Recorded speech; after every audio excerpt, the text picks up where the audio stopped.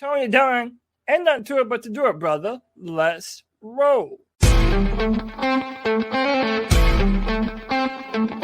a world where Carolina Panthers fans have an insatiable thirst for Panthers news and opinions, only one podcast roars ferociously.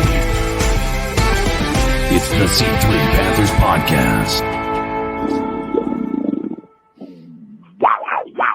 Welcome back in, Panther fans, to the C3 Panthers Podcast, brought to you by CarolinaCatChronicles.com, where every Tuesday night we chop up the latest Panthers news and opinions from the fan perspective. Coming off a kind of a sobering, disappointing loss to the Tampa Bay Buccaneers on the road. There was an opportunity for the Panthers to go out there and continue to make this season meaningful in the last couple of weeks, but sadly they fell to Tom Brady, the GOAT, who just kind of always can keep the ball moving, and you just never enough points to get ahead, it feels like. But the Panthers are now eliminated from the playoffs, and we're kind of moving on to the next topics. And so much so that as I was prepping for this show tonight, every piece of information I ran across, actually, there wasn't a single piece of information related to the final game of the season.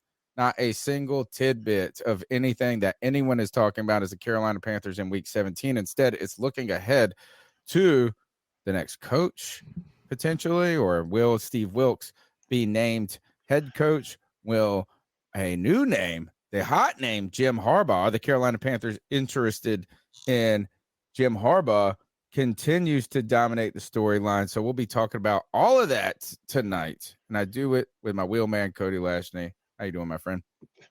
Tony Dunn, I'm doing good, man. Look, we were talking about preparing for the Saints to be our final game as we sharpen our swords before we enter a home playoff game for the Carolina Panthers. But that's not the case, man. That's not the case. And I think recent events will show you that the world doesn't really care what you want. Certain things are just going to happen to you. But like we always do, we at the C3 Podcast, we pick our heads up and we look out to the future, man. We're not going to stay around and sulk. We're going to talk about this team that we love and what it's going to take for them to get back on track. Rumors of a brand new coach with a very big name, man, it ought to be for a fascinating conversation tonight as to the future of the Carolina Panthers. But Tony, you already know that we're going to do it with the best damn Panther fans in all of YouTube. And you know them and love them. We got our guy, Drew, Anthony Price, Joey the Blind Panther, Dan Floyd, Chad Howell, G Baby in the house. What's up, G? John B. Jenkins, Josh, LOL, Locks Main, Making the Money, Michael Davis, Panther, Pickle, Panthers Are Kings, Roosevelt Mongo, Skunk 8 Mysteries, Spence 22, Y Big Jordan, Yonels, and the stats. Tony Dunn. Ain't nothing to it but to do it, brother. Let's roll. Panther fans have been a little down in the dumps in just the day after losing to Tampa Bay yesterday. But as soon as that news came out, CK, on Monday, Jim Harbaugh, a report from The Athletic said that he is definitely interested in returning to the NFL and just waiting for the offer in many ways. So that all of a sudden has turned our attention. We got dumped on Sunday. We got dumped from the playoffs, but a girl walked by and batted her eyes at us, and all of a sudden we're back in the game. We're back in the game, dude. Like, at the end of the day, if there's any truth to it, I know there's some excitement there. It's bittersweet because I think there were so many people who wanted to see Steve Wilkes be the guy, but there's also the aspect of it. I mean, how do you pass up a candidate like that? I still think it would give Steve Wilkes the short end of the stick. I wish he would have won that game because if he had, this is a totally different conversation. But we have to deal with the cards that were dealt with us, and unfortunately, that was one that was dealt for him. And as of now, we're dealing with the consequences of it. I told you guys that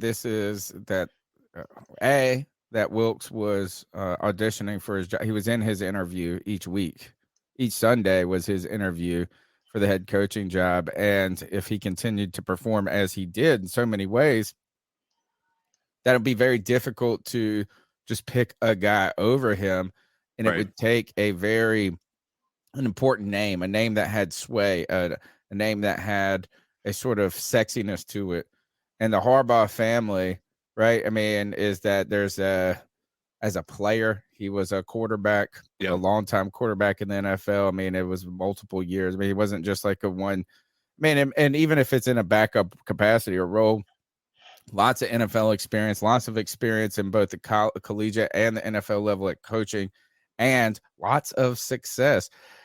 Then you look over to his brother at the Ravens, and, it's just kind of in their DNA. So that was the name that we knew that probably it was going to take to catch fire. And boy, it's caught fire with our discussion. Yeah. Before we move on to that, CK, The Last of Us, I see you've been playing that. No, Days Gone. Days Gone. Okay. Yeah. I'd been playing a little bit of that. The Last of Us, also a video game, correct? Yes, yes, it is. And it's about to be a brand new show. Yeah, that's why I was bringing it up. Show on HBO Max that's about to come out soon. Yeah. All right. So we'll have something to talk about there. Greg is back in the saddle. Boy, we missed you, Greg. I hope you had a happy holiday. And look, he's got to hold his mic up like an old school reporter. Yeah, that's what I was just thinking about. Is that's going to be like old school reporting. I'm doing all right, man. I'm back. Happy New Year. It's Happy New Year. Am I coming in too loud? Is no, okay? You sound perfect. Okay, no. Fantastic. I'm not even thinking about the coach. Like I was with my friend the other day watching this game, and I was telling him, we were up 14-0, and I was like, dude, watch out for Carolina. 4 out of the last 6. We've been an offensive machine for the last few games. I was like, we're sneakily coming. We're like sneaking into the playoffs here. And as soon as I said that, we fell apart. And it's just it's just like I don't know. Carolina does this to me every year, but you know what? I had fun watching football for the last few weeks, and I haven't had that in a long time in Carolina. Yes. I really haven't. And that was kind of my thing is I've really enjoyed football because this felt like something where like after we lost that game, I didn't even care about watching anything else. Like we had football on the background the rest of the day. But then we started playing Dice Throne, which is a fantastic game. If y'all ever play that phenomenal dice game, if you like games. But man, it sucks where we're at, but at least I enjoyed games this year. I had hope. Like I had legitimate hope that we could go into the playoffs on a roll and be a team, that at least made the playoffs. Maybe we shouldn't have been there based on our record, but I can seriously look back on probably 4 or 5 plays that would change our record completely this year. Yeah. So we weren't that terrible of a team. It was an interesting season. I think Nick Montero was the one who brought this up first, and maybe a cat call or something, is that regardless of like the outcome of whatever, we're 6-10, probably be 6-11, maybe 7-10. It was a more interesting season or more. Yeah, I mean, more. It kind of gripped us more than anyone expected it to after the cruddy start. So, a lot of storylines. And look at this: is like, I mean, right away, man, we're not even interested in week 17 at this point. We're interested in the draft, or the coaches. I mean, it's like Harbaugh, DeMeco Ryans. Like, I mean, all of a sudden, and all of the rumors surrounding it too. And we're about to cover it all here in a minute, but. The name DeMeco Ryans. Obviously, we still have a conversation about Steve Wilkes and whether he will or will not get that chance, whether it's deserved, whether it's another example of institutionalized racism in the coaching position. There's really so much to talk about. It really is never a dull moment if you're listening to the C3 Panthers podcast. Don't forget the number is 252-228-5098. That's 252-228-5098. Go ahead and smash the thumbs up button and be a part of our community. You can find us on Twitter. You can download the podcast on Spotify, iTunes, TuneIn, Stitcher, wherever you get your podcasts at. Be a part of the conversation. We've built this great community, and as we continue to move on to what is the off season, we're going to need you guys to lock arms with us as we finish out our 10th year as a podcast, which is incredible. It's kind of bizarre that I still am stubborn enough to keep doing this every week in so many Because you ways, and love it's us. awesome. That's what it I is. do. You know what? I love it. It's just you know what? I couldn't imagine not doing it. It's just kind of At this point like in time, yeah, it'd eating be weird if you breakfast. stopped. Yeah, exactly. All right. Let's go ahead and pop into the show. And what do we got up first? Obviously. Yeah, so look, we wanted to take just a minute to talk about this because, it's quite literally what's happening in football right now. We're not going to spend too long talking about it, but, I felt that it would be remiss if we didn't Right. speak about what happened last night. If you and, I'm pretty sure everyone knows by now, DeMar Hamlin, safety for the Buffalo Bills, he took a shot from T. Higgins, a player I've known and loved for a very long time. And He kind of laid it on him too. It wasn't like he took a shot. I mean, he tackled T. Higgins. Yeah, he did, and T. Higgins threw his body into it. It was a football play. If you were looking at it, it was pretty run of the mill. Like you've seen a million different tackles worse than what happened to DeMar Hamlin. But man, I'm telling you, as I was watching it, and I was watching that game just like everybody else, it was truly one of the most nerve-wracking, terrifying moments I've ever had watching a football game. And part of the reason for that wasn't necessarily anything that was being said on the broadcast, it's what wasn't being said.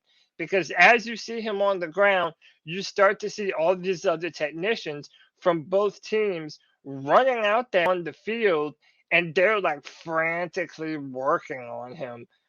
Then you mix in the fact that they go to commercial like 4 or 5 times in a row, and you start to see the faces, Josh Allen and Stephon Diggs, and everybody is just, they look like they just saw a ghost, and it was a terrifying moment, man.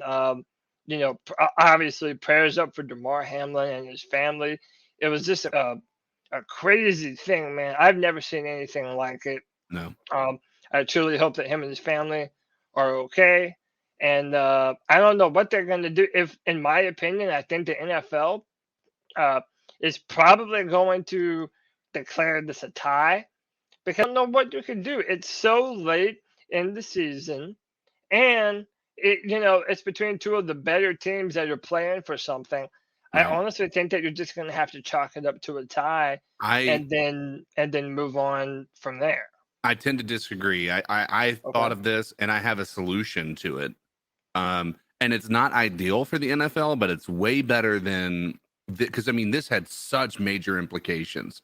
This is a bye week for the Bills that's at stake. This is a potential division game against the Ravens next week for the Bengals. Right. So this is such an important game.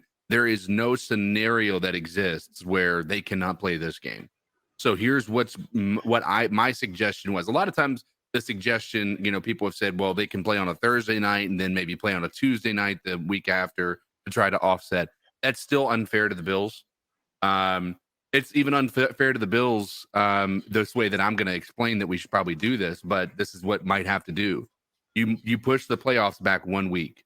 Now, not the Super Bowl, because you cannot touch the Super Bowl on the date that it's at. Like it is, like that is such a locked in date. You can't touch that. But we know from the conference championship to the Super Bowl, there is a 2-week span. Okay. So we push the playoffs back 1 week. We let the Cincinnati Bengals and the Bills play the week after the final week of make it a 19th week of the season. And it's still unfair to the Bills and the Bengals, because that means that everybody who has a wild card gets a bye week, and the Bills or the Bengals might not get that. But at the end of the day, it's the difference between, finding a solution to this and not. And I think that's the best solution at this point in time. Can I ask, what was the score of the game when it happened? Bengals 7, Bills 3. Yeah. So you would have to at least start the game off like that, right? You would start it at the one. It would be the first quarter with 5 minutes and 38 seconds left in the game, and you'd put the ball at the exact spot and just have everything go the same way. I mean, yeah. What you're saying, it's tough to talk about this in this situation, but it is the reality of the situation. And you're right. That is almost the most fair way to take care of it. But this game has to be played out. I agree. There's too many implications of this game. It has to be played out. I don't think they are. And one is that if the Chiefs win this week, then they're the ones that get the bye in that division. Yep. And really, it's the Bills and the Bengals fighting for the 2 and the 3. So it's like, one of them you could coin flip, you could do Rochambeau, you could do break paper rock. You know what I'm saying? If like that 2 and 3 is such a big deal to you at that point.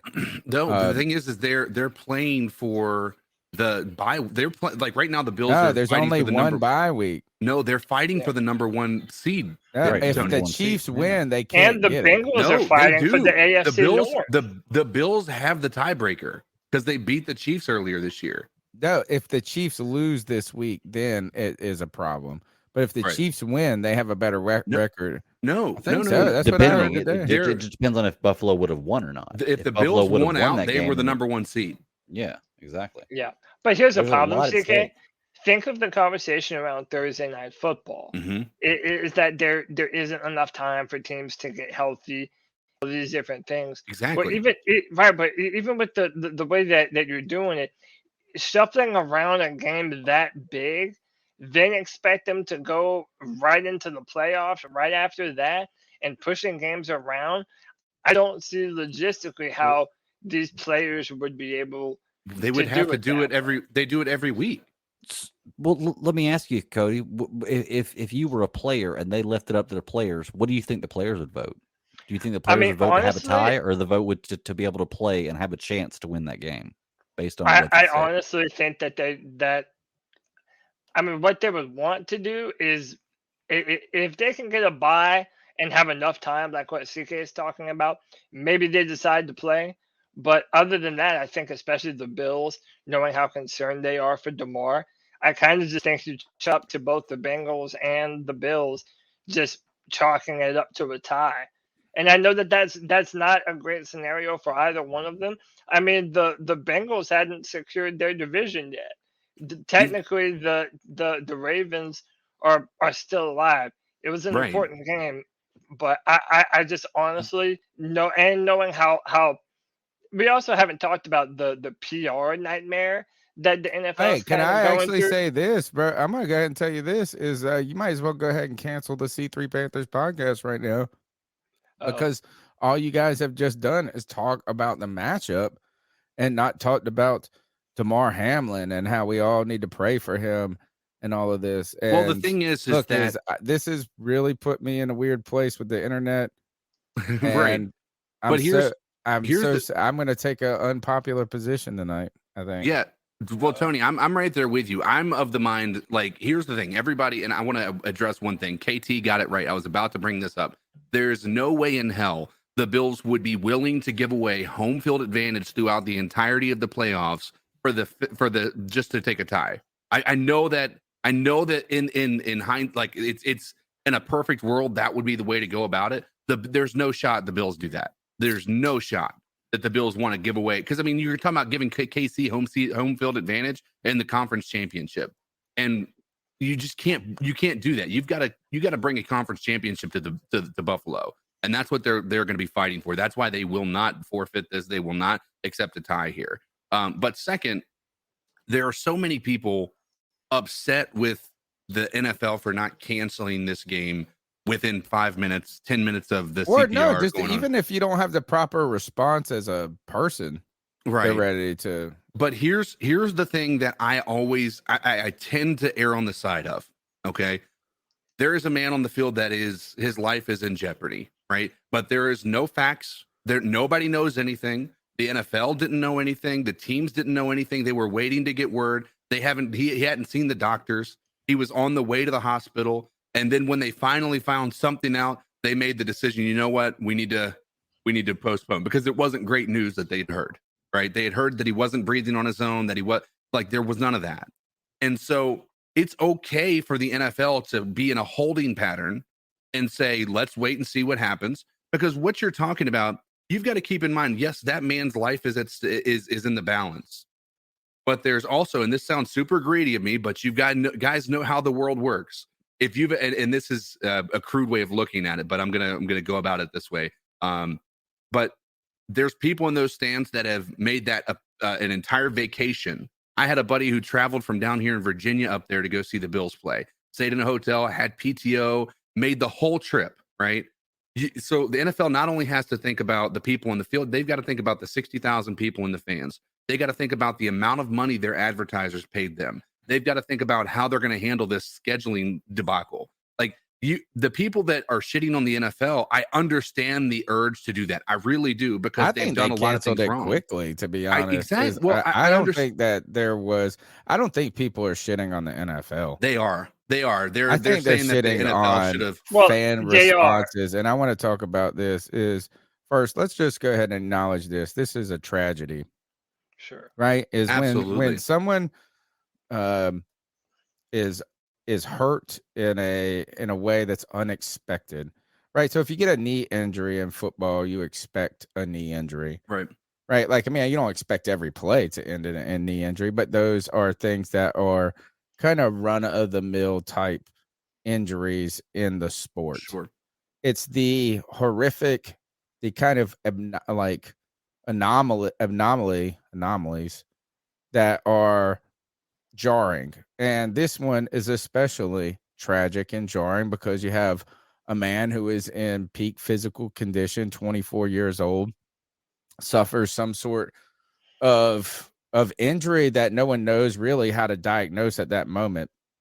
You know, I mean, I'm sure the people that were working on him knew the symptoms and the things that were going on. But, you know, the fans, the people watching on TV are waiting for the thumbs up, the guy being carted off, and we just want to see the thumbs up, and then we forget about it, and it goes on, right? And these players saw, obviously, the individual was not breathing, had to be resuscitated, right? And CPR was administered. And so this is a tragic event because anytime anybody is hurt or something bad happens is a tragedy. But this is one that is especially kind of, just abnormal. Right. And I think the one thing is that, I hope the best for this individual, right? As I hope DeMar recovers. I hope that the best, I hope even if he can't recover fully, that whatever the recovery is especially the best possible scenario. The thing that is, it's just, I don't know how to respond is that we just talked for 10 minutes about what the implications were this with the NFL, with the playoffs. And that's because that's what the podcast is like. That's the whole point of our discussion is football discussion. But there was an immediate pitchforking of people who just didn't say prayers up, this type of mantra. Skip Bayless. Well, Dude, Skip and Bayless I think that Skip eviscerated. Bayless, the problem is that is even his tweet to me was not as ridiculously insensitive as people suggest it was. It's just, to me, his Bayless apology and his fake cry today was ridiculous as to the point. All I'm trying to say is this. Yeah. I'm not all I'm trying. I'm trying to say a lot of things. I just want people who condemn others for not praying enough, not acknowledging tragedy enough, or whatever. Yeah, whatever that mindset is, to where you're ready to social media lynch them in a way. I just want to know, do you really if my mom gets mad to that degree, I would understand. This woman prays the rosary every day. She believes in the full power of prayer. I don't like these people that I know aren't praying and aren't doing this and aren't to condemn other people for not caring enough. So, and it's like and I don't know if it's like to the level what you've said in the past, Cody, is virtue signaling, whatever it is that this is a terrible situation. a terrible situation. But it's just the internet is a bizarre place for me, and where we all have to react the same exact way. Or you're the opposite of a good person. Yeah. Yeah, You know? I agree with you, Tony. I think one of the reasons, and just speaking broadly here, one of the things that happened is that it appears as though the narrative from a surface level was that both head coaches from both football teams and their teams Oh man, we're themselves losing you. can you hear me? Yeah. That I can both hear of you. the Maybe it was my internet. that both of the football teams basically didn't feel comfortable after, I mean, ostensibly watching a man almost die on the football field. And it was their friend, their brother, their teammate. You know, we really don't know how much players get traumatized by these types of moments. More importantly, nobody saw what all the players saw. Like the Mhm. commercials They saw him and getting the TV. CPR. That's what they Right, saw. but They even saw more an than that, though. individual getting CPR. Right, but even more than that, though, like seeing how, if you were on the field, you got to see an entirely different show than what was shown on the ESPN broadcast. And the reason why I think all the people are upset is because for a minute, Joe Buck said they were going to go back to football. That I mean, it showed Joe Burrow I'm throwing the ball. I'm They a were little going to surprised they that's his didn't. job. they though, were going to right? have like a I'm a five. little surprised they didn't, to be They honest. were going to have a 5 Honestly, minute the fact that they didn't. warm up period and then go back to playing football. And it was collectively the coaches and the teams that said, "Nah, we're not doing this," and they collectively decided to go back to the locker room. So I think that's where all the pitchforks are coming from. That the NFL was too insensitive in the way that they handled the situation. I Now, don't think they were at all. I but think the fact that they now they're immediately calling it back. they said that this game is, Joe Buck said that, but there was no indication. Right. But they said the people in the stands didn't know what was going on. I heard a guy who was in the press box on the radio today said they didn't have an announcement. Like everybody's just kind of watching, and then the teams leave, they come back, and no one really knows. And I think what CK was saying, the holding pattern is, I tell you this, is I think that if anything, I thought the fact that the NFL didn't, I thought they were kind of feeling it out. Right. And the fact that they didn't it was kind of bizarre in some ways too, is that the Buffalo Bills defense walked back out on the field. Like they were going, is that, you had, I don't know. These are one of those injuries. It's like a neck injury. It's something where, it's just such a horrific thing. Right. I'm just a little surprised today that, I won't say surprised. That's not the right word. It's just is that immediately it was somebody has to be at fault here. Yeah. I don't even think the NFL did anything wrong. I felt like they didn't announce anything prematurely. They didn't do anything. And now the NFL is saying that whoever told that to Joe Buck, that they were going to have 5 minutes or whatever and then be play, that the NFL never said that to anyone.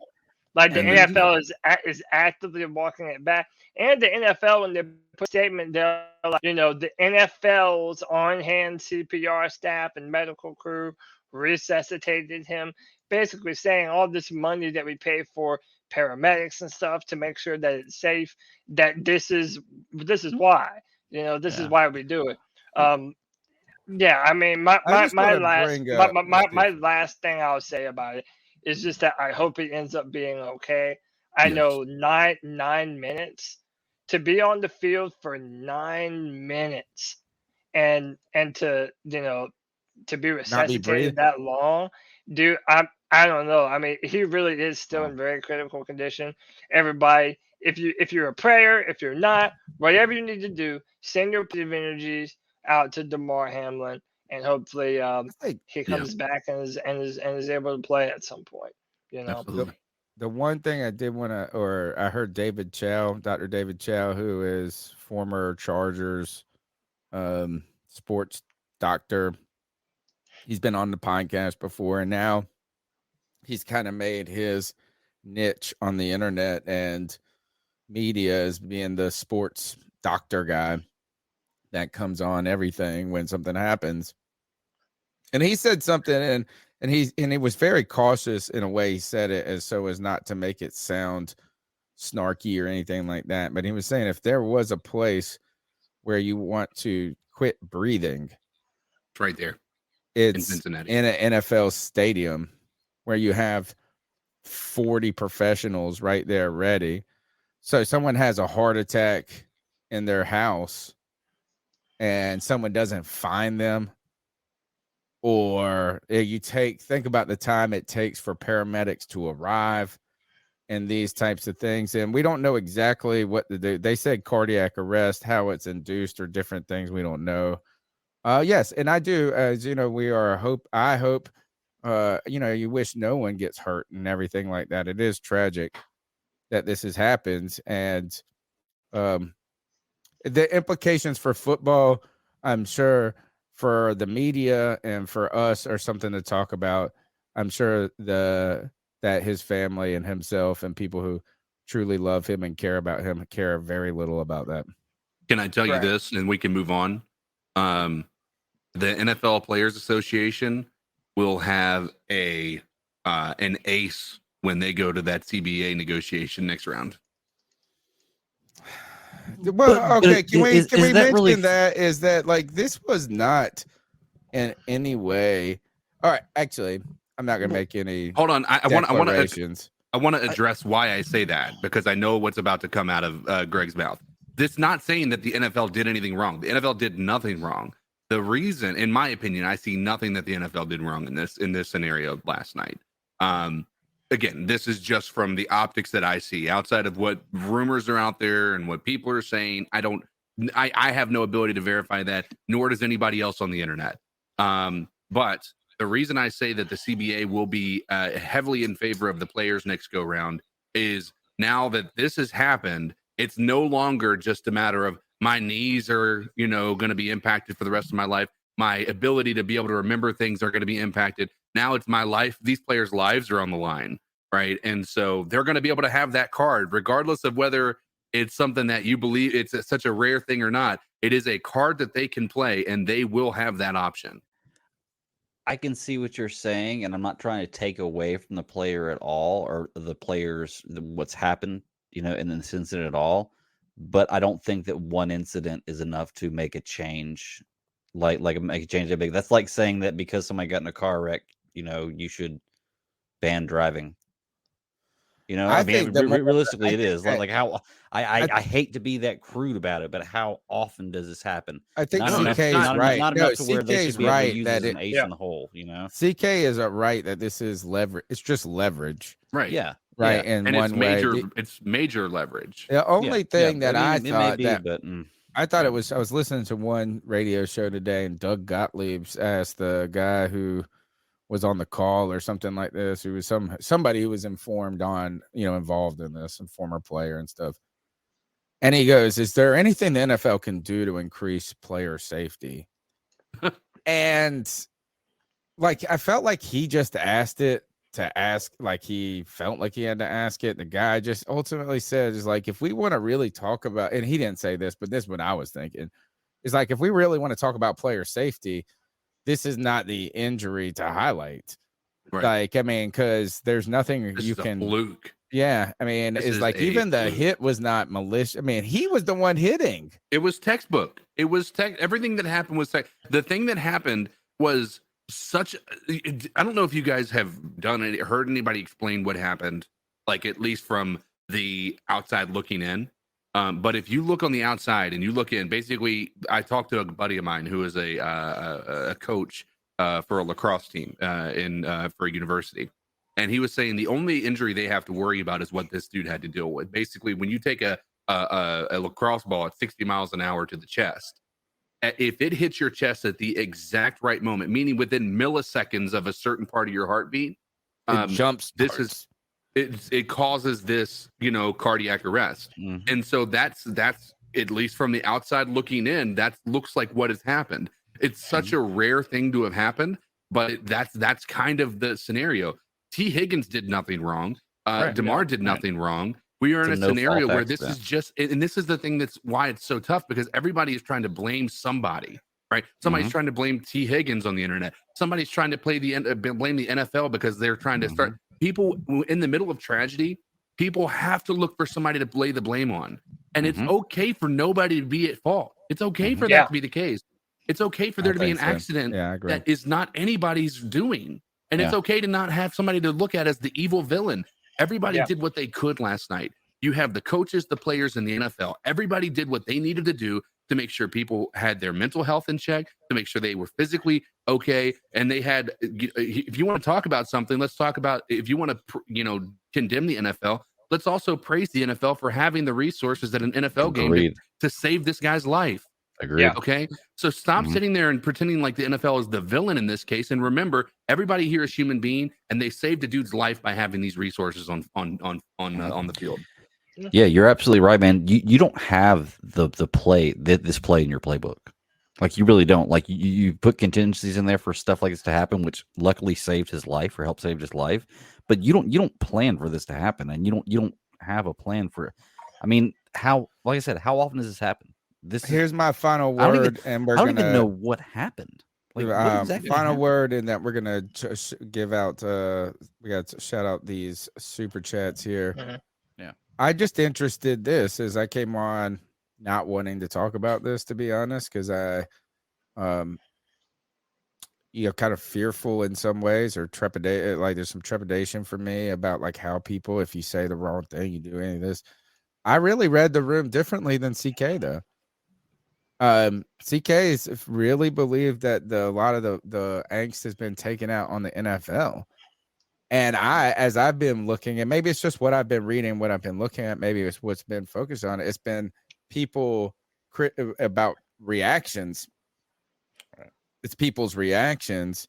Skip Bayless being the highlight of this. But if you look at Jason Whitlock, like all these, it's like, now people are interested in, are you reacting right to the event?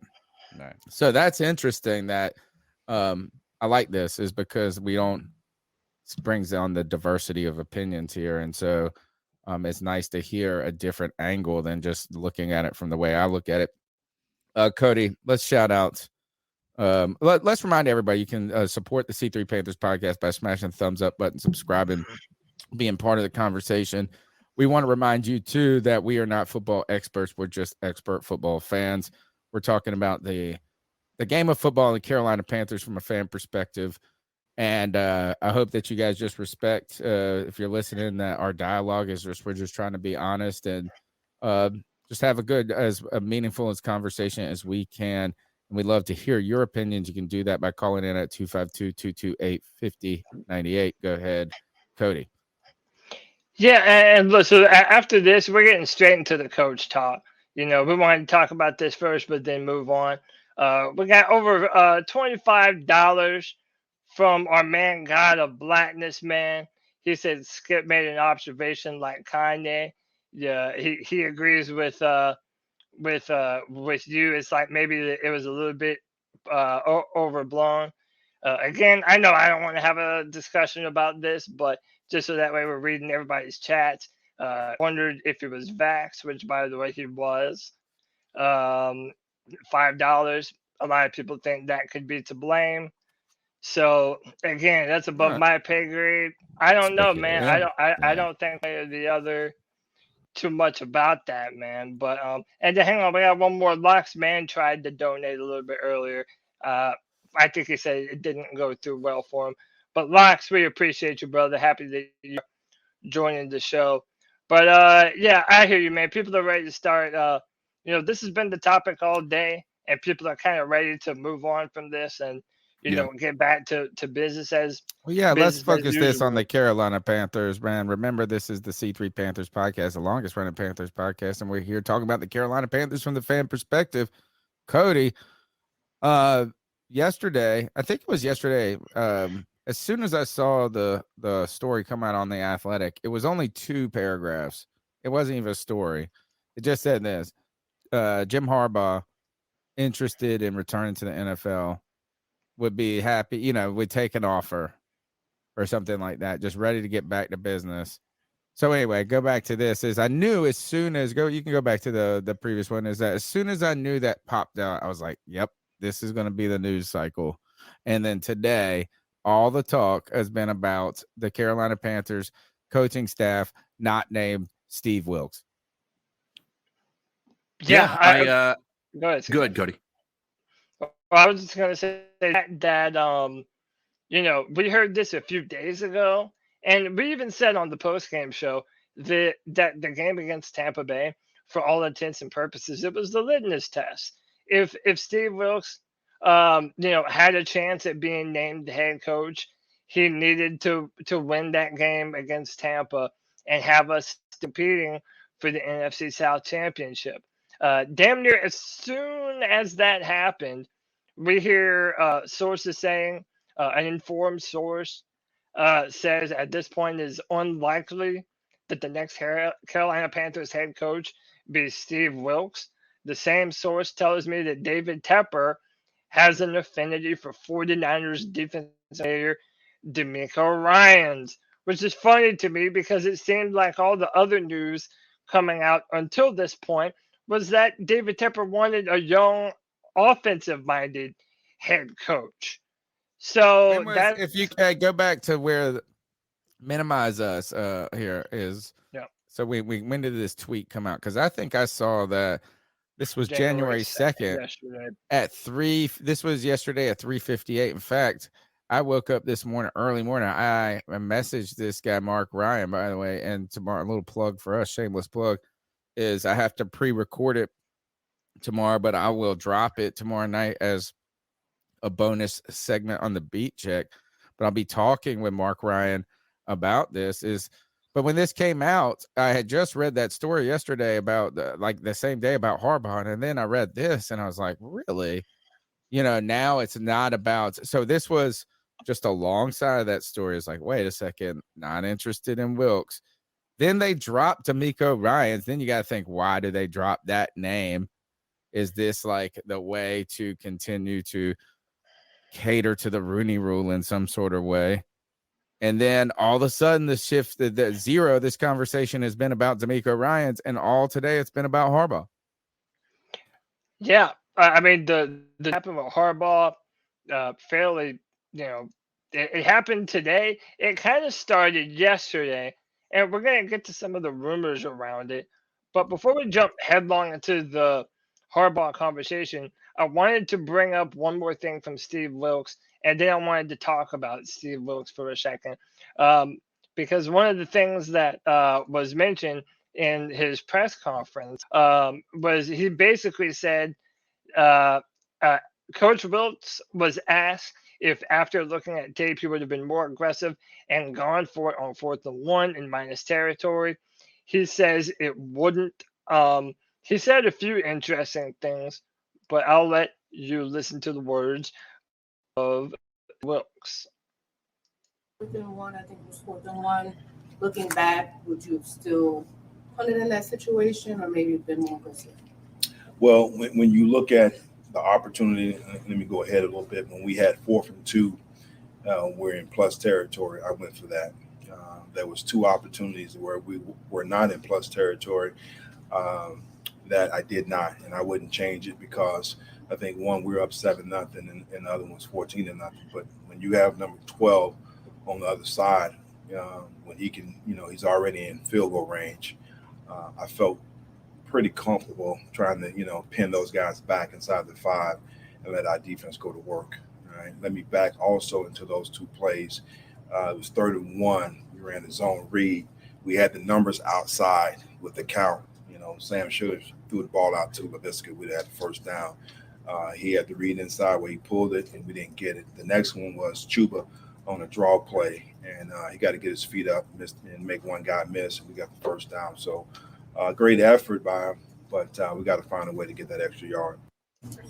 So do you guys agree with his of that situation of choosing to not be aggressive in that moment? I hear what he's saying. It's a coulda, shoulda, woulda. Maybe if Sam did what hindsight's always 20/20, dude. Yeah. If he got the ball to LaVisca Chenault, then maybe he would have, maybe it would have been a positive play.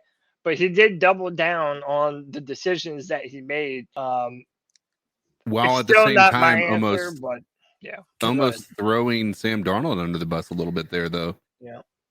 Go Look, ahead, Greg. I've been a supporter of Wilkes to be the guy from the beginning, and I didn't like this answer. I think it's unfair after this game saying that if he didn't win the NFC South, that he's not the guy. Right. I think if you give a guy a 1-5 team and you say if you don't win the division, you're not the guy, that's unfair.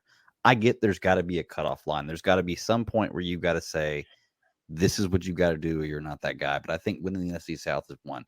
Look, Steve Wilkes didn't lose this game for us this week. One guy lost this game this week for us, and it wasn't Steve Wilkes. Okay, and he's lost a few games for us this year. Who is We're it? going to talk about that later, I'm sure.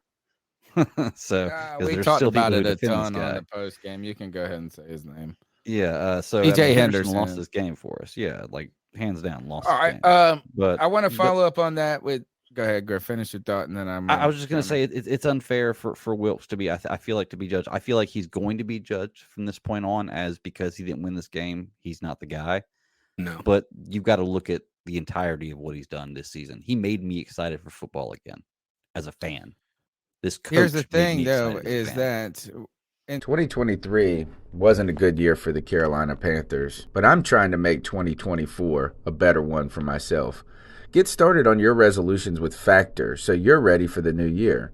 Factor's ready-to-eat meal delivery takes the stress out of meal planning and sets you up for success in the new year. Skip the grocery stores, prep work, and cooking fatigue. Instead, get chef-crafted, dietitian-approved meals delivered right to your door.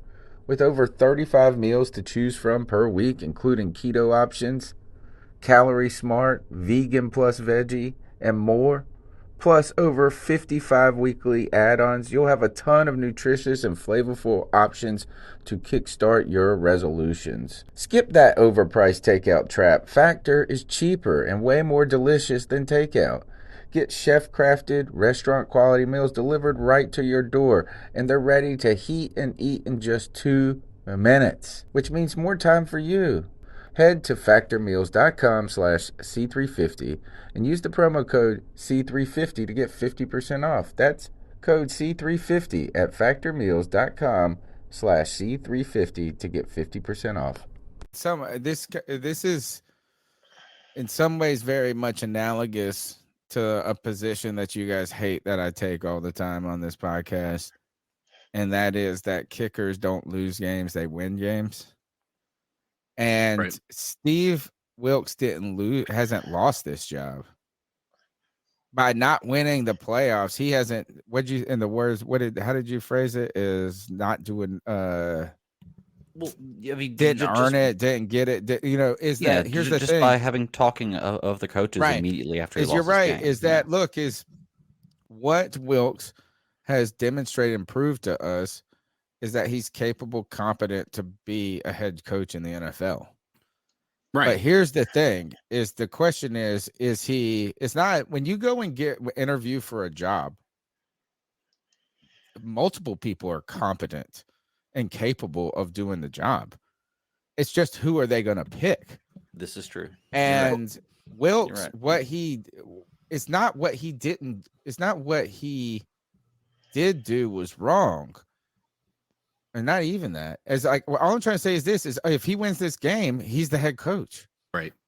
If he beats, it just seems unfair. He's not going to win this game. If the Panthers, if it just went the other way, if it would have just had a different outcome, if C.J. Henderson would have batted one down, it doesn't matter. The whole point of the fact of the matter is that was an L at the end of the day. Sure. If it was a W, you would take this Harbaugh news that's coming around to D'Amico Ryans and you would say, we don't really care about it. So and what happens then? Wilkes would have said he earned, he would have taken the job instead of waiting. And it's not that he waited. It's just now it's not certain. And in fact, now he has, it's like just less, the wins are in his face now instead of in his back, at his back. Well, the fairness aspect of it. Oh, go ahead. Okay. Okay, I was just say my last point is my issue is how wishy-washy we are on it. Like if he wins this game, then he wins the job. Okay, cool. Well, if he wins this game, we still haven't won the NFC South. we're in the lead with 1 game left, but we could still lose. So what happens if he wins this game and then we lose next week and Tampa Bay wins? I think Does you it- have. do It's we- just are we back so on the much train that he more of doesn't a. have this Well, how job? about this? Is now if it's a lot more endearing of a discussion to Right. say he has earned it after this win, and then you didn't win against the Saints, and it just didn't fall your way. Or you know what I'm saying? Is that now week 17 is completely meaningless? True. I just mean that if we win next week, then we're in the same spot that if we would have beaten Tampa Bay and lost to New Orleans. I want to make You it know, clear. so- I think it's fair to say that that he would have had a better opportunity. So if Steve Wilkes had won this game, his name is still at the top of the list. How about that? If Right? they make the playoffs, what about right. that? If they make the playoffs, he's got to be the guy. Yeah. And then the second thing is him losing this game didn't remove him from the equation, right? Right. It just I agree. all it did was it put him in the list of people who are going to be interviewed. That's it. Put a crack in the ice, basically. If you're watching a horse race, is that he was out. He was a long shot horse that got out to a good start and maintained it through the 3rd lap or whatever. But And down lost the steam at stretch, very end. yeah, but down the stretch, it's not even that he's not running as fast as, but the other horses are just closing in. That's it. We don't know what the answer is going to be. Yeah, He's got a seat at the table, and that's the main thing. Like that's yeah. As long as I he's think still his got name. that, yeah. I think his name should be considered. And listen, Definitely. I was very high on Steve Wilkes, and I still am. You know, things that we have been saying for weeks. It's not like just after this Tampa Bay loss that all of those things are null and void. Right. It is so true that we would like to see Steve Wilkes with an off season to be the head coach, to build this thing up in the right direction, and to actually get the chance that he's never truly gotten before. And I understand all the people that say, hey, well, he's never going to prove himself under these scenarios unless you give him the opportunity to do so. And I absolutely understand that, man. I just, if I'm a betting man, I would say that the guy that we're getting ready to talk about is probably higher up on the list of David Tepper's priorities. Right. And as much as we might want Steve Wilkes to get that chance, I just think knowing who David Tepper is, I really just I think the Panthers are going to move on and they're going to go in an offensive-minded direction. And we're about to talk about that a little more fully. First, shout out to our good brother, Nick Montero, with the 1999 love bomb. Yeah. Nick, you know we love you, brother. He said Steve Wilkes might not be the best coach available, but he is the best for us. You cannot overlook how motivational he has been for this team in a terrible situation that was created by David Tepper in the first place. Bars. Love that from my man, Nick. Nick, we certainly appreciate you, brother. And then the final two that we have here, Wilkes pulling punches like pre-Riverboat Ron. I like him, but no playoffs equals shop around. And that kind of seems like another fair statement, too. The stats with $2 says our kicker did lose the Atlanta game for us, though. And I think I probably, and you could say the Browns game. Actually, you know what? You can say lose it. He had an opportunity to win it. Anyway, we're not going to argue about my point that I always make about kickers. But when it comes down to the last, so for instance, again, this happened where the Georgia Bulldogs held on to a lead, is that Ohio State kicker didn't lose the game for Ohio State. He just didn't win it for him. Yeah. They were already down a point. And that's the thing is for Wilkes is that there was, if he would have won against Pittsburgh and if he would have won 2 more games, not him, if this team under his leadership would have won 2 more games, there would have been no conceivable way you could have hired another candidate. Right. That's my thing is now there's actually a way that the conversation exists. Right. where, like you said, he gets a seat at the table. And I tell you, Harbaugh, if let's be honest, folks, is that 8 weeks ago, before Steve Wilkes had taken over and you had seen anything about this, if you said that the Carolina Panthers were going to fire Matt Rule and the guy that they potentially would be getting was Jim Harbaugh, would you not be interested as a mofo? Right. I mean, and that's the thing is after the season, now that the season is done, right? It's we're just playing for peanuts at this point, right? Now that it's done, and we haven't made it to the dance, this becomes a lot more appealing. I'm a Steve Wilkes fan, but this does open up my mind to, okay, and I talked about it on Sunday. I said, we've been grading Steve Wilkes on the Matt Rule grading scale, right? We've been saying that Steve Wilkes is so much better than what Matt Rule is. Well, that's not a great measuring stick, right? You're not talking about measuring sticks of like, that's basically like saying that your 2-year-old is twice as tall as your 1-year-old, right? It doesn't help. What you want is a guy who's going to be the guy, and unfortunately, Jim Harbaugh has been that guy. I do want to make this clear to people, because if Steve Wilkes is not going to be the head coach, I am telling you right now, he is not going to be our defensive coordinator. People are already hoping that he's going to sign up for that. If I read that one more time, he is not going to. Do you think he gets an offer somewhere else? Number one, it would be like it would be like if it would be like you'd be a cuck. Well, no, it's not even that. David Tepper will not be choosing the defensive coordinator. Right. Jim Harbaugh True, would be. Like, people are so like, you're I mean, Wilkes this is part too. I mean, like, I would hope no one would. He would have the backbone. I'm all right. Legitimately would just say this is thanks, but no thanks. That's what I would say. Imagine if you tried out for the job and you really would, and then they're like, but here, we'll give you this other one. I'd just be like, thanks, but no thanks. Right. Well, and here's the thing is if you want to try to see if maybe he wants to be a part of like the back office in some way, shape, or form, like you see down with no, I don't think. I think it just Tampa makes Bay it too complicated. Tony is completely right.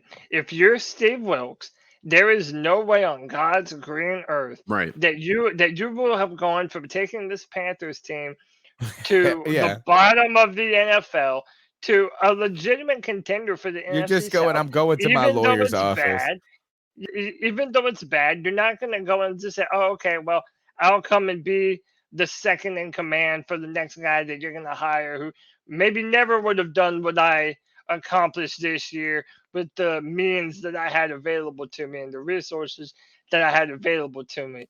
So he's just going to walk to that lawyer's office at that point and say, this is what I've been saying. But you know what, though? At this point, like, if we're just going to keep it real, if we're already hearing rumors, and again, they're all rumors, man. Nobody knows what David Tepper is really thinking this far look out. At this one, though. We can speculate, but what I'm saying is that if you believe that he's already looking for other coaches, then that lawsuit, in his mind, that's the NFL's problem and not his. After everything that he has been through as the owner of the Carolina Panthers, that's a good point. He is going to do every single thing in his power to secure a head coach that he feels is going to give him the best chance going forward in the long run. And fact of the matter is, all the names that you've been hearing are guys that have had a proven track record as a head coach. We were hearing Sean Payton originally. Then we started hearing Quinn, who none of us wanted. But he's been mad with that. Right, but he's been to a Super Bowl. All it reveals is what David Tepper is looking for, someone with a proven resume. And what I'm here to tell you is that there is no one now available with a more proven resume, in my opinion, than Harbaugh. I've been saying this forever. I've been trying to tell you this is the name. This is the only name that would have brought it enough, whatever, wow factor. And to be honest, look, he even wore the Panther jersey at one point. Never played. Was active in a couple games. Never played. But he's an offensive guy, right? I mean, he was a former quarterback. He has had ridiculous, I mean, like crazy success in the NFL. Yeah. And here's the thing is nobody's questioned his success. And anybody who people say he's hard to work with. That's the question mark that's kind of like the cloud over top of his tenure in the 49ers, right? Organization was his personality and how he ran a locker room. And do you think that could be overblown though? Yes, absolutely. I think that too, because the problem that they had there was really a relationship between that guy Trent Baalke, who was I think their GM at the time, GM. and him. And so some people tried to, I wonder if we kind of kind of listened to some of the tidbits being leaked by maybe the Baalke camp that like Harbaugh was the problem, to get around. But think about this: is there right now they got the former guy from Tampa Bay who's their GM now for San Francisco? He's like the best one in the league. Lynch. Yeah, it's so John Lynch. The thing is it's not like Baalke survived all of this. Is what Harbaugh did is have tremendous success in the NFL, come within a play of basically winning the Super Bowl, I think. Yeah, outside of a power blackout, they would have had that. Yeah, he's then moved to the college ranks again for the second time and had tremendous success there. And is that everybody continues? I think it's a big turnaround for how bad they were for a long time. But then on top of that is that while we continue to hear how difficult he is to work with, everybody wants him. Well, so I don't know if I can really buy into that all the time. Exactly. Is that they just say he's kind of like, well, look, the players don't hate him in Michigan. We're all going to be wearing khaki pants, boys. Yeah. Think about this. Didn't people say that like in Seattle that Pete Carroll was the problem? He was a huge problem. Yeah, they started to say it when they started to go down. Yeah, and then then they got rid of Russell Wilson, and they're playing better than they have in years. Well, not in years, but they're playing well. I think you're exactly great point. Bill was also hard to work with, guys. Bill Belichick. People, I mean, like, come on now. But when they win, guess who else is hard to work with? You got to do hard things to win sometimes. Sometimes you should do hard things to win. White Chocolate Espresso asks a great question. Is Tepper going to let him have roster control? And I think something that we need to bring up is the differences between being a college head coach and an NFL head coach. Yes, he is proven as an NFL head coach who went to the Super Bowl with the San Francisco 49ers. So this is a night and day different situation than what we had with Matt Rule. But when you're the head coach of a blue blood powerhouse football team, you have to understand you are the god on campus. Literally everything that Harbaugh says and does goes. Same thing Matt Rule wanted with the Panthers, like what you had at Temple and Baylor. If you are going to ask Jim Harbaugh to come back here, what we are essentially saying is the type of situation that we had under Matt Rule, with Matt Rule calling all the shots, having final roster say so. You're out of your mind if you don't think that Jim Harbaugh isn't going to ask for the same thing if he comes to Carolina. I give it to him in heartbeat. Would you fire Scott Fitterer to do it? No, I think Scott Fitterer is perfect. He's the wet noodle that you need. He's the messenger. He's the guy that goes and does what Harbaugh or what Matt Rule said before, but now what Harbaugh could say next. And I understand, Cody, that we're coming off of that. The guy who buys into themselves more, like I said, that's really the criticism of Rule, where Rule thought he was cooler than he was. But I think Harbaugh's demonstrated from different platforms, and I think you got to put some context into it a little bit. One is that what he did was at Stanford, right? I think it was Stanford, and that was with luck, I believe. Yeah, so this is. I think he was the coach. I mean, like, let's go back. Yeah, like, was he with Luck at Stanford? Yeah. And where did Christian McCaffrey play at too? Well, when McCaffrey, He plays, it was at Stanford, but when McCaffrey Way played, after, yeah. it Okay, that was when he would be in the it was NFL. what's the guy's name? The head coach of Stanford. His name is Okay. chat. Put his name in the chat. The head coach of Stanford. But this is the I mean, some of the selling points. I just of want to Jim- mention this of about Jim what you're Harbaugh. talking about with the God on whatever stuff real quick is that Michigan, though, while they are the blue blood of blue blood type teams, and you think about that, they had been very bad for a long time before Harbaugh took over. And like, I just want to put this into context is that David Shaw. the ECU Pirates are going to be playing in Ann Arbor next year, the opening week for their college football season. There was a time when Appalachian State beat Michigan. Yeah, It's like, is that wow? And then all of a sudden now they have quietly, I would say quietly until this year, just won.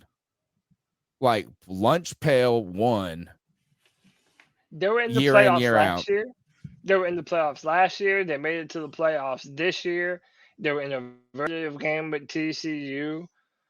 This is some of his track record, right? So he's an ex-player. He was former quarterback for the Carolina Panthers. So that's something to be said. He was successful in both college and NFL at multiple spots. So that's something to be said. It also doesn't say here, but he's a part of a football family. His father played. His brother is the coach for the Ravens. Like these guys And have not been just the coach these for a guys have reason, been- like an incredible coach. Yeah, these guys have been kicking ass at the head coaching position for the past 20 years or more, right? He's a proven quarterback developer, so he was able to improve Andrew Luck. He made Colin Kaepernick the answer to that 49ers squad while he was there. And look at this record, man. And this is, I think, probably the strongest selling point for Harbaugh. He's 44, 19, and 1 as an NFL head coach. And that's his regular season record. And he has no losing seasons. That's something that we've been talking about with Mike Tomlin. That Mike Tomlin's never had a losing season. Harbaugh, It might not still. yeah, and might not still, right? Harbaugh is that type of coach. He's that type of commodity that you're talking about. So it's easy to see why, if David Tepper's having conversations with Jim Harbaugh right now.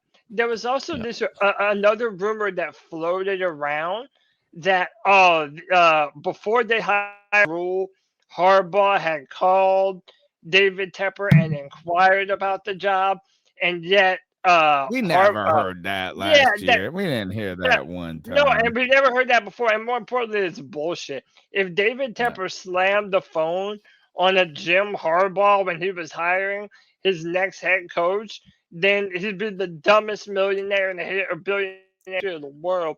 I know damn well that didn't happen, right?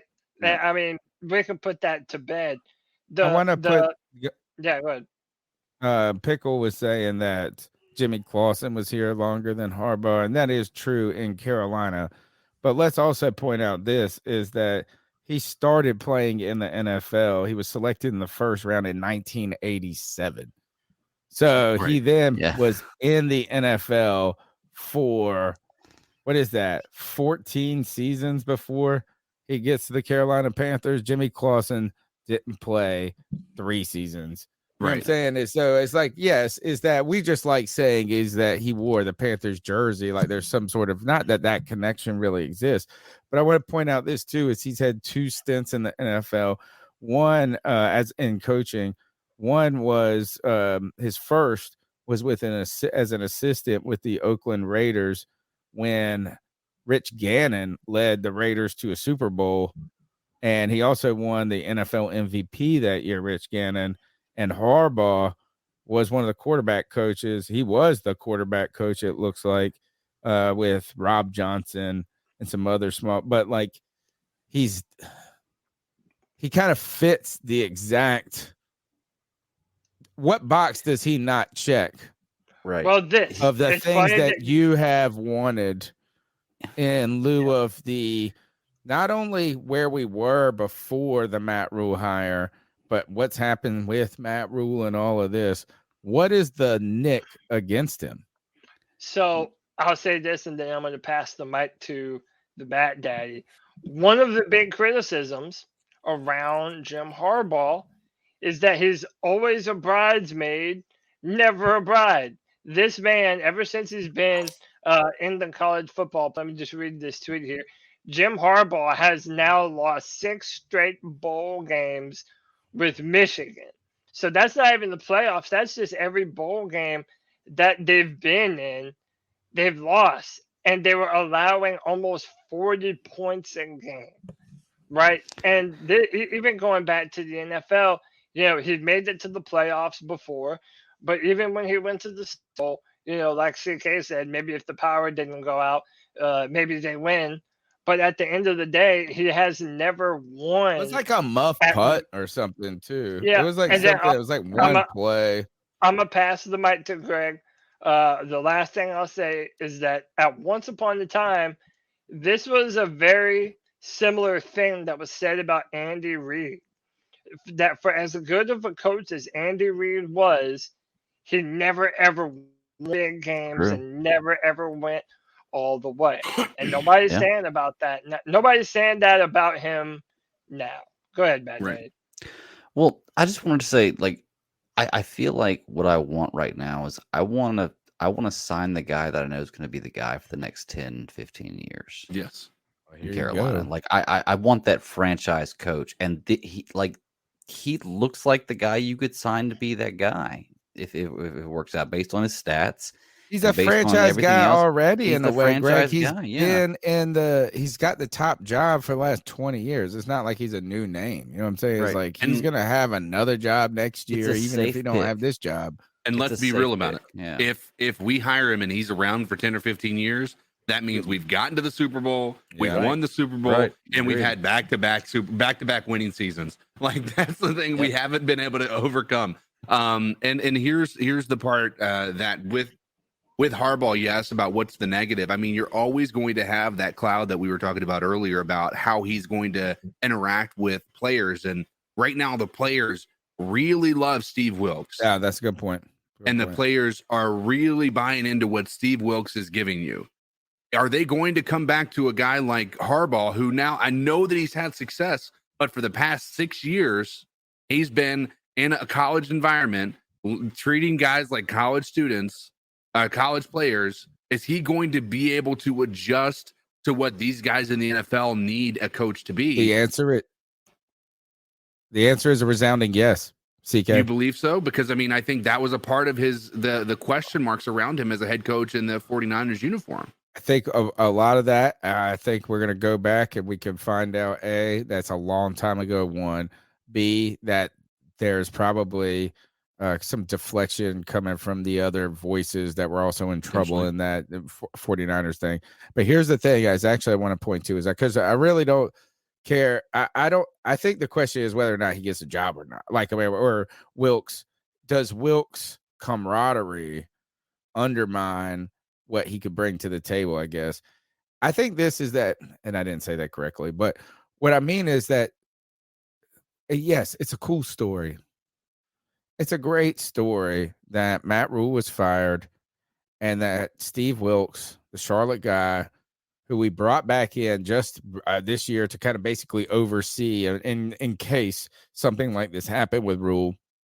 That's why they brought Steve Wilkes back, essentially, is to be a safety net for if Rule failed. I mean, they made Rule had to retool all of his coaching staff for the event that he got fired. So it's been a good story. The Panthers somehow coalesced. They a family in disarray somehow bonded under the leadership of Uncle Steve Wilkes.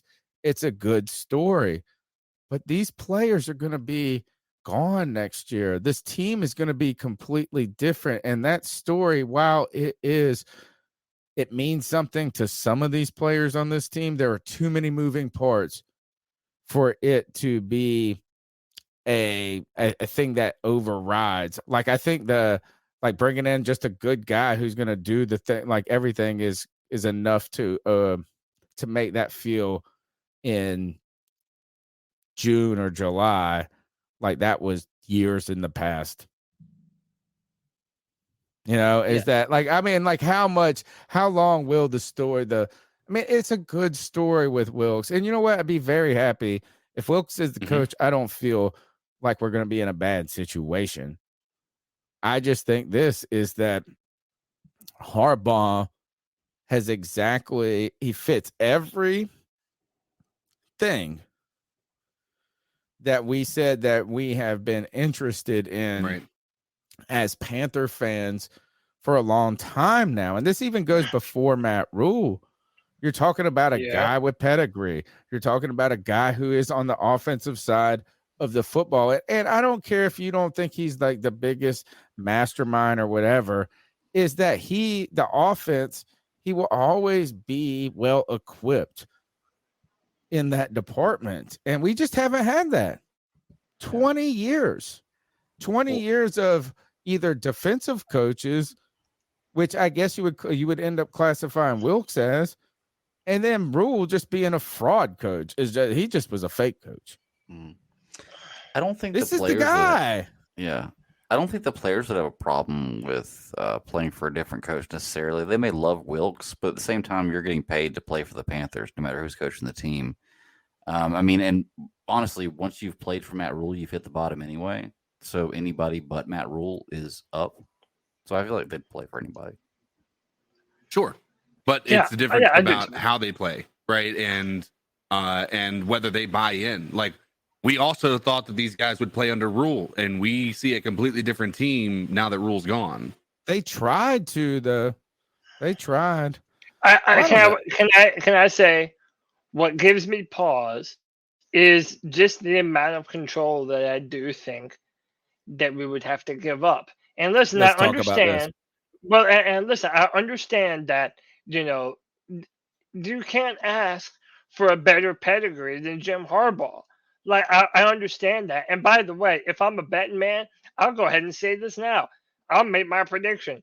I do think Jim Harbaugh is going to be the next head coach of the Carolina Panthers. And part of the reason why I wanted to even talk about this tonight, it's so much about David Tepper.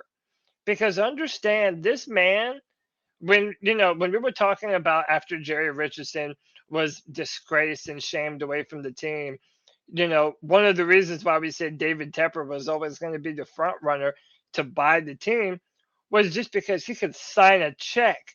Like $2.5 billion was nothing to this man. Well, for a brief stint in time, he was the most wealthiest NFL owner in the NFL at like $1 billion.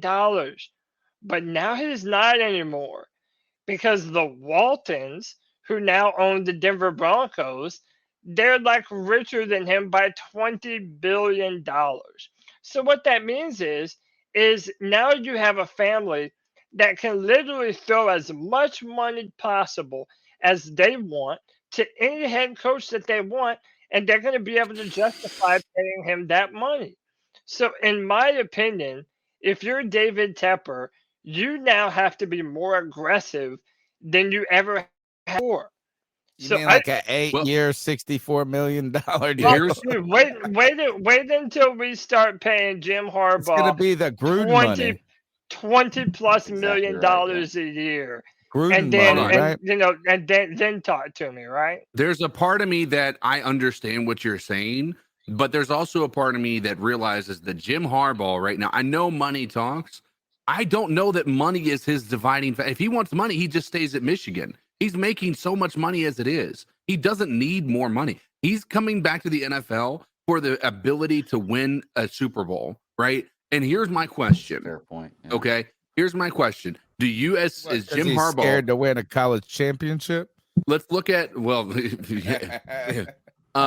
made, yeah. But the other part of it is what comes along with a lot more like what brings you a lot more, I guess, legacy. And I think an NFL championship brings you more legacy than a college football championship. However, my point being is the Broncos do not look appealing to any head coach right now. You've traded away as many assets as you possibly can as far as to get Russell Wilson. You've paid him a guaranteed contract that puts you in one of the worst salary cap situations moving forward you could ever possibly ask for. You've gotten rid of some of your best players on your defense. And sure, there are some promising pieces to that team, but as a whole, you're not looking at a great scenario. Now, flip the switch. I'm not saying that the Panthers are a favorite for him because Sam Darnold, you get you don't have a single quarterback Matt under Corral. contract other than Matt Corral. Okay, YGM, and he's on a very small rookie contract. But here's my point: we cannot use the legacy of him being a Carolina Panther as a winning point for him. Yeah, he's in the Hall of English. He's on the Hall of Honor for the Indianapolis Colts. Okay, so we're going to be fighting the Indianapolis Colts for Jim Harbaugh, and you've got to ask yourself, who's in the Hall of Honor? Jim Harbaugh.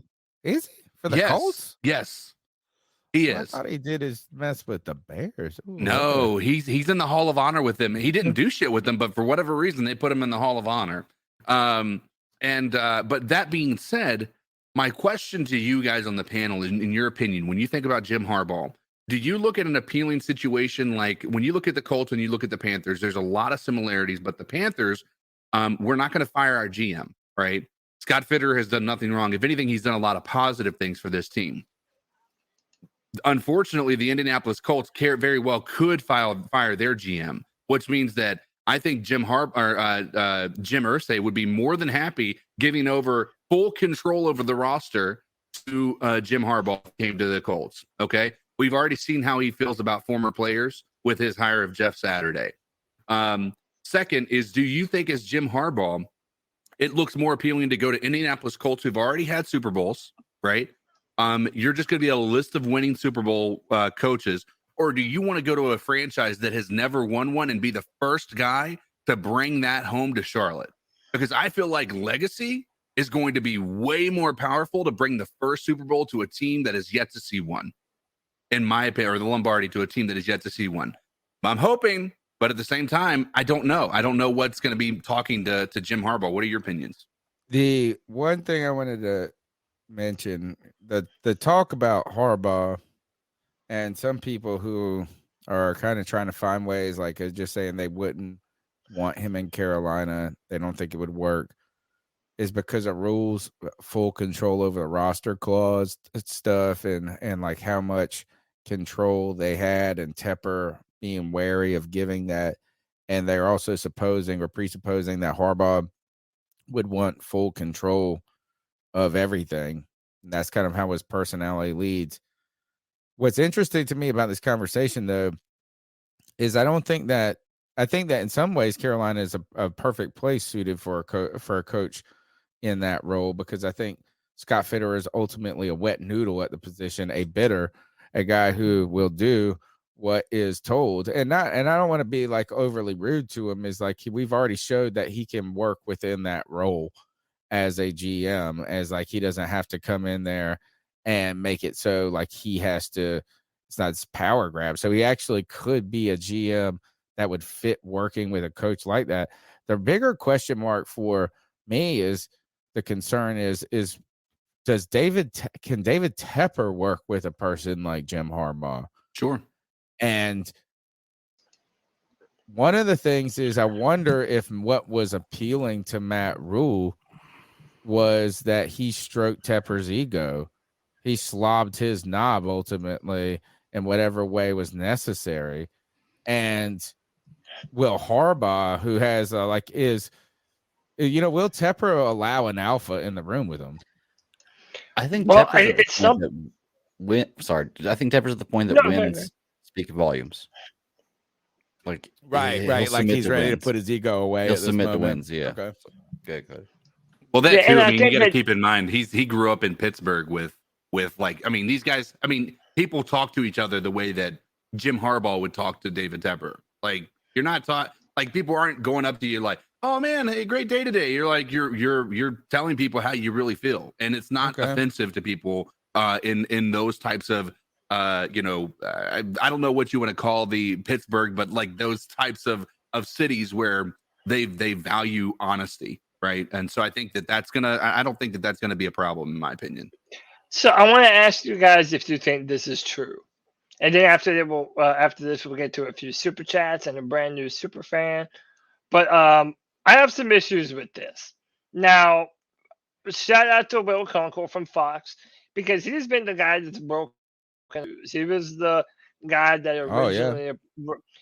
originally reported all of them. And one of his tweets says Jim Harbaugh has made it known he's sincere in his interest in the Panthers head coaching job.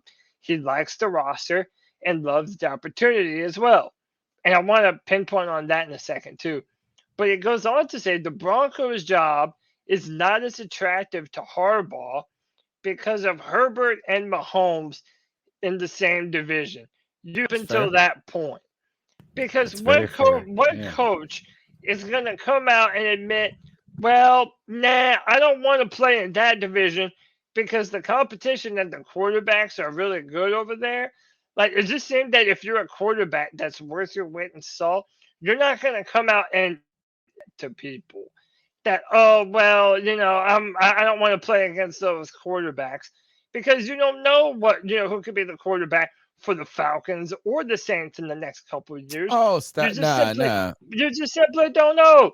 You simply Really? don't know. My point is that if he just said, nah, I don't want to play Herbert and Mahomes twice a year, then it's like, to me, that kind of seems a little bit more like a subtle way of saying, and we can discuss that I don't want any part of having to turn around Russell Wilson and be the thing that determines if Russell Wilson is going to be successful in Denver or not. I think what you got to bring up is well, I think there is this is, first of all, this is a tweet and kind of probably a source of a source type thing, relay of a relay. Right. And it's probably, I mean, I'm not saying that it's not, I'm not questioning their credibility, but you're condensing what is probably a more nuanced conversation into three sentences, right? And so at the same time as, you could say this is like, you could say, well, like what CK was saying is that this, at the end of the day, not only are you going into a division where you've got powerhouses, right? Mm-hmm. Teams that have been building for this moment. It's not even a referendum on Russell Wilson, but like what CK said, all the picks you gave for him, the problems, like there's a lot of other parts of the team, even if Russell Wilson turns out to be fine. Say he can go in there and just poof, fix Russell Wilson. It doesn't matter. They still are going against teams in that division that are very well built. Yeah, right. So I think that's just a recognition of that. And it's kind of like this is like, if you had your choice of in your success is based also on your competition. Like if we had to go play duos, whatever, and I got to choose the worst player to play against or the best player to play against, and my money and my success was built on it, I'm going to pick the worst person. You're not going to try to go be the coach of the Jets, who are a terrible team, while Tom Brady is just winning Super Bowls every year. There's a reason Tom Brady made the playoffs every year, not only because he was very good, but his entire division was terrible. So I wouldn't want to go. I mean, it's like, that's like going into a game and saying, I'm going to play knives only, is like, he might as well. This is why the Panthers aren't the worst job in the league. Sure. Right. And go ahead, Greg. I know you had something to say. Well, I was just going to say both can be true. Cody, what you're saying there, he can, be not wanting to play the best quarterbacks in the league, Herbert and Mahomes, two of the best quarterbacks in the league, and not wanting to turn around Russell Wilson. So both can be true in this situation. And I think that it doesn't say anything against him if you don't go again. It's the same reason you fight for the number 1 seed, the same reason you go for the pole position in racing. Like, you want to put yourself in the best position to win. Yeah. So I think that him if that is a reason that he didn't want to go there, there's nothing wrong with that being a reason. That's a legitimate reason for not Sure. wanting to go play. And You don't want to play. It's the reason why you don't trade within your division, right. because you don't want to have to play that guy unless you have to play him in the Super Bowl. Well, you want to know? also you want to create a culture of winning, right? And so if you go to a division where you're starting to try to have to rebuild, you don't want to rebuild having these guys lose get swept by these teams every single game, right? For that first season, it might be Arkansas tough, playing right? Alabama, right? Like And we're trying so- to make Vanderbilt good against. Oh, but they got to play Right. Alabama every year. And a lot of people were saying, so Sam Darnold looks more appealing than Russell Wilson. And I'm like, here's the thing. Sam Darnold's not under contract next year, first and foremost. Second, he might find Sam Darnold to be appealing because guess what was considered a bust when he took over the job of the 49ers? Alex Smith. He turned Alex Smith's career around. Yeah, he did.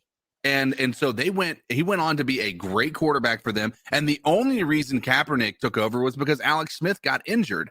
So when you look at that, and the thing that I love about that is he went from a guy who was not a mobile quarterback in the same season, and he was able to change the offense around two different playing styles for two separate quarterbacks. Mhm. Like you've got to take that into consideration. The dude isn't just a coach that's going to be one hit pony, if you will. He's not going to have one trick pony. I mean, he's going to be able to come in here and he's going to be able to be very flexible in how he approaches things. He might really like Matt Corral and what he can do. We don't know, but or maybe he just actually go back to the money. Two things: the money thing. I want to highlight this one comment is Michael Igwe, and I probably just destroyed it the way that's pronounced. He said Harbaugh his first season was 13-3. On top of that, you add that 13-3, they were 6-10 the year before. And Alex Smith was considered to be a bust. Right? It's like the 49ers have been a perpetual loser. So not only was he 13-3, they've been perpetual losers in such a way. And even a coach that we like, kind of like I won't say like Willis, but Mike Singletary, the 85 Bears guy, the Ron Rivera, player like better than Ron Rivera. Also, remember, he was the one that dropped trowels after a loss. He dropped his, or maybe it was before game. I think it was after a loss. He dropped his pants and showed his, what, to the team and said that we better own up and show our, like he was like that. This is his rah-rah speech. Yeah, I love that. You know what? I like I fucks with Mike Singletary, but like Harbaugh, his success is not just 13-3. It's 13-3 after a team that was a perpetual loser, right? So, and then the one other thing I want to talk about was real quick with the money, and then we got to move on, or we got to move on to some other angle of it. What's the thing? Yeah. I don't, CK, you're right. Is that, is Tepper is not the richest anymore. Who said it? Was it CK or you that said it? Cody? Cody, yeah. Okay.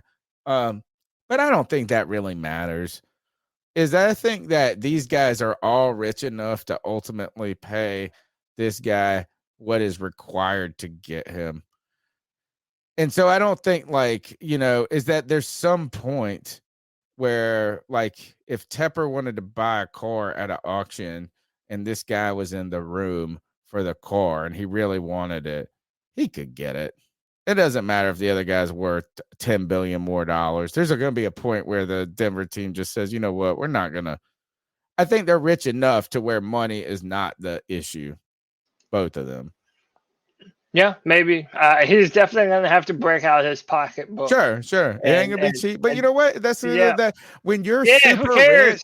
Here's the other thing is that we also know you're super rich.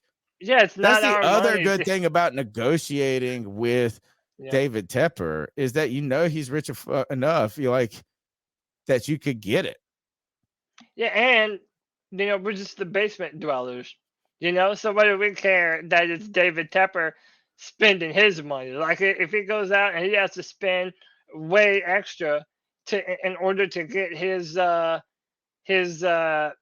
coach, then hey man, he needs to do it. Let's just put it this way: if we went to dinner with David Tepper, though, and we went to dinner with him, and we knew that he was going to pay the tab, because he had to, because we don't have any money, and he's a fucking billionaire, so he's got to pay the tab, right? It's like it would be a dickhead move if he didn't. But we're going to be adding the shrimp. That's what I'm gonna be. I'm gonna like, let me get another.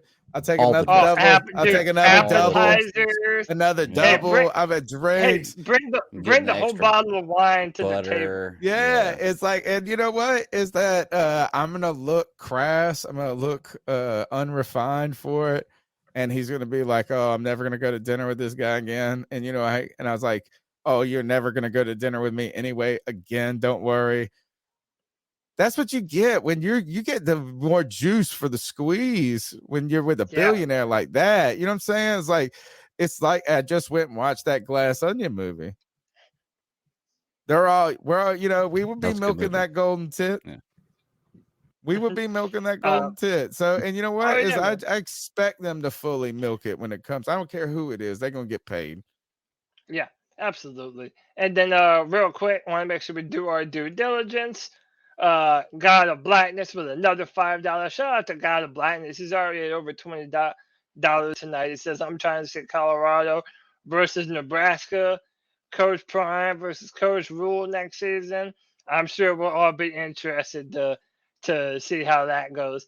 And then CK, it's been a minute, but your services are needed because we got a brand new super fan, baby. Ooh. Well. Let me warm up the pipes. Promise QS Panda has hit that subscribe and the join button. He said, I want to support the C3 Panthers, and I'm going to join the C3 Superfan Club. Well, welcome into the club, my friend. Welcome to the club. Welcome to the club. So listen, we're not done with this Jim Harbaugh conversation. But Bat Daddy is. He needs to rest that back. Bat Daddy, people have been asking about you for the past, 2 weeks that you haven't been here, man. Your fans have missed you, man. We're happy to have you back. But you want to say anything before you jump out of here? Yeah, man, I appreciate it. Yeah, sorry, I'm recovering surgery. This is the longest I've sat up in quite a while, and I'm kind of starting to feel it, so I kind of need to go take a rest. No problem, man. But I really do appreciate it, man. And this week was a gut punch. Football season's over. It's time to start looking to the draft and to forward to everything else and coaches and all that good stuff. So I'm interested to talk about all this stuff with y'all in the future. And we're going to keep pounding because we're Panthers fans. What we do. So, that's it. Keep pounding. Well, Greg, rest up, man. Yeah, happy to have you back, and we will be seeing you again next post show. Yeah, definitely. Next week. Oh, yeah. Sunday. Get well, Greg. Y'all keep pounding. Keep pounding. Later, brother. All right. So, we've already been talking about this, and like I said, we're not done. Let's really delve into this. We kind of already started to do it already, but let's say that the Panthers do have their eyes set on Jim Harbaugh, and Jim Harbaugh, being the big name that he is, gets the pick of whatever team that he wants to go to. Compare the Panthers situation to some of the other vacancies and the openings that we're going to end up having down the road. But hey, damn, before we do, Michael Davis with the $35 love bomb. Michael, you are the man, brother. You know we love you, man. This is another one of the patron saints of the C3 podcast. No message, just dropping the love bomb. Hey, we appreciate you, Michael. You are certified the man. But boys, I just kind of want to go through the ins and outs of how the Carolina Panthers stack up as a landing when you compare him with all these other teams. And right now I have the Broncos and the Colts on screen with this picture, but this applies to any other team that you think could end up being, hiring a new coach at the end of the season. How do the Carolina Panthers stack up? Who wants to jump in on this first? I have a very strong opinion, but I'm going to let one of you boys jump in on this first. I'll tell you this. I mean, I asked the question earlier about how we stack up against these other two. I think the Broncos are not even on the board, in my opinion. Like, I think there's too much, unknowns about that organization. They've already had a history of Super Bowls, and I just don't know that he wants to go to a place where he gets lost in the list of Super Bowl winning head coaches there, right? Second, I want to talk about the Colts. I think the Colts are our biggest competitor.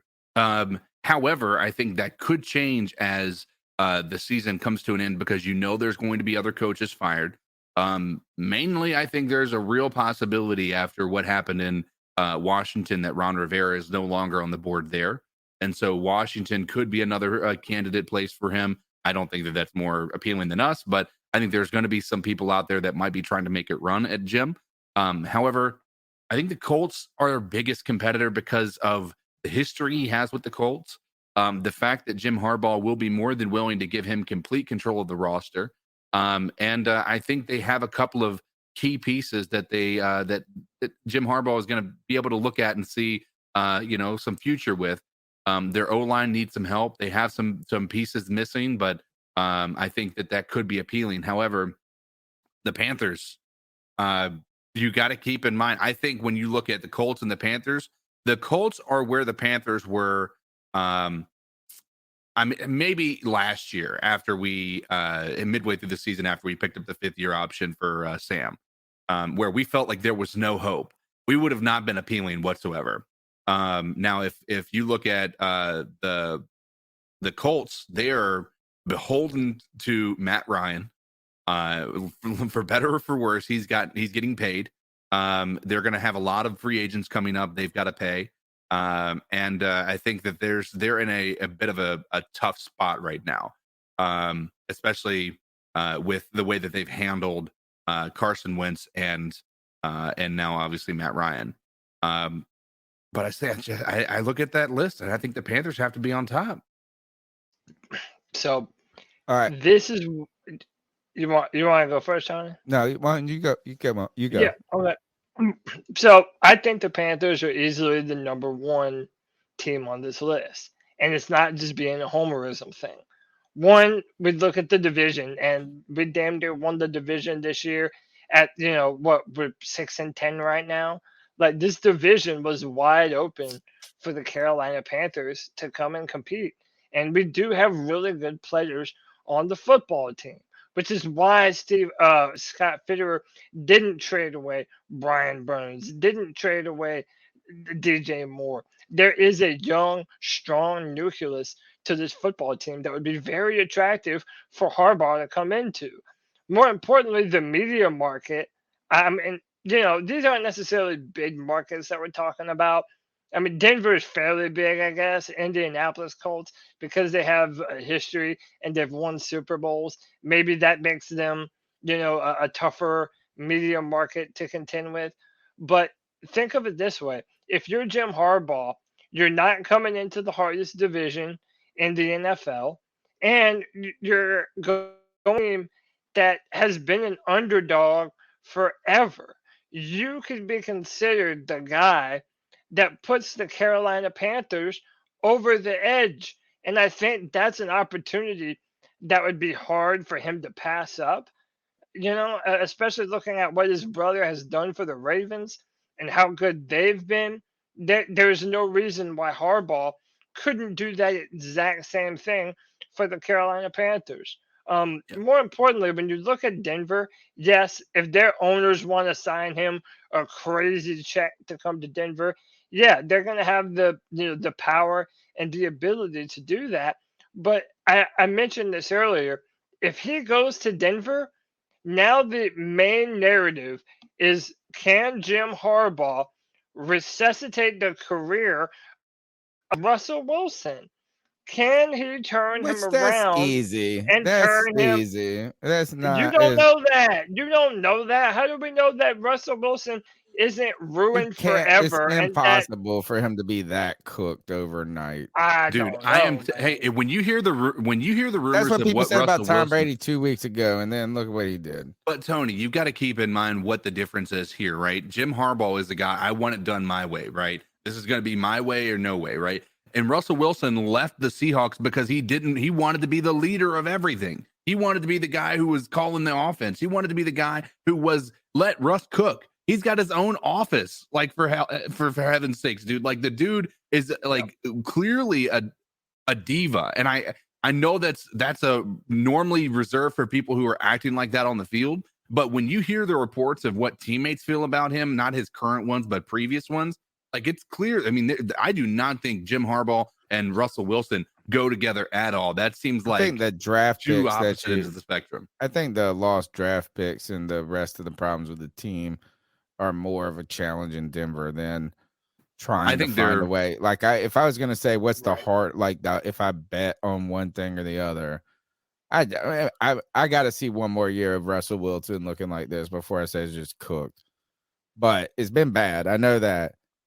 But at the same time, is that there's so many assets they gave up.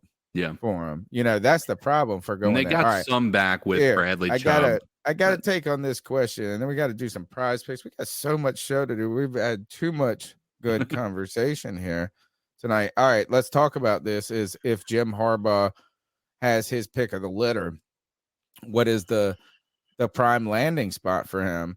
And I'm going to tell you this, is both of them are in the South. Both of the prime spots. I'm not ready to go just as confidently as Cody and CK have about the Panthers being the number one, the idealist of ideal destinations. But if we look at this is here, let's just try to figure out what teams are going to need a coach or could need a coach.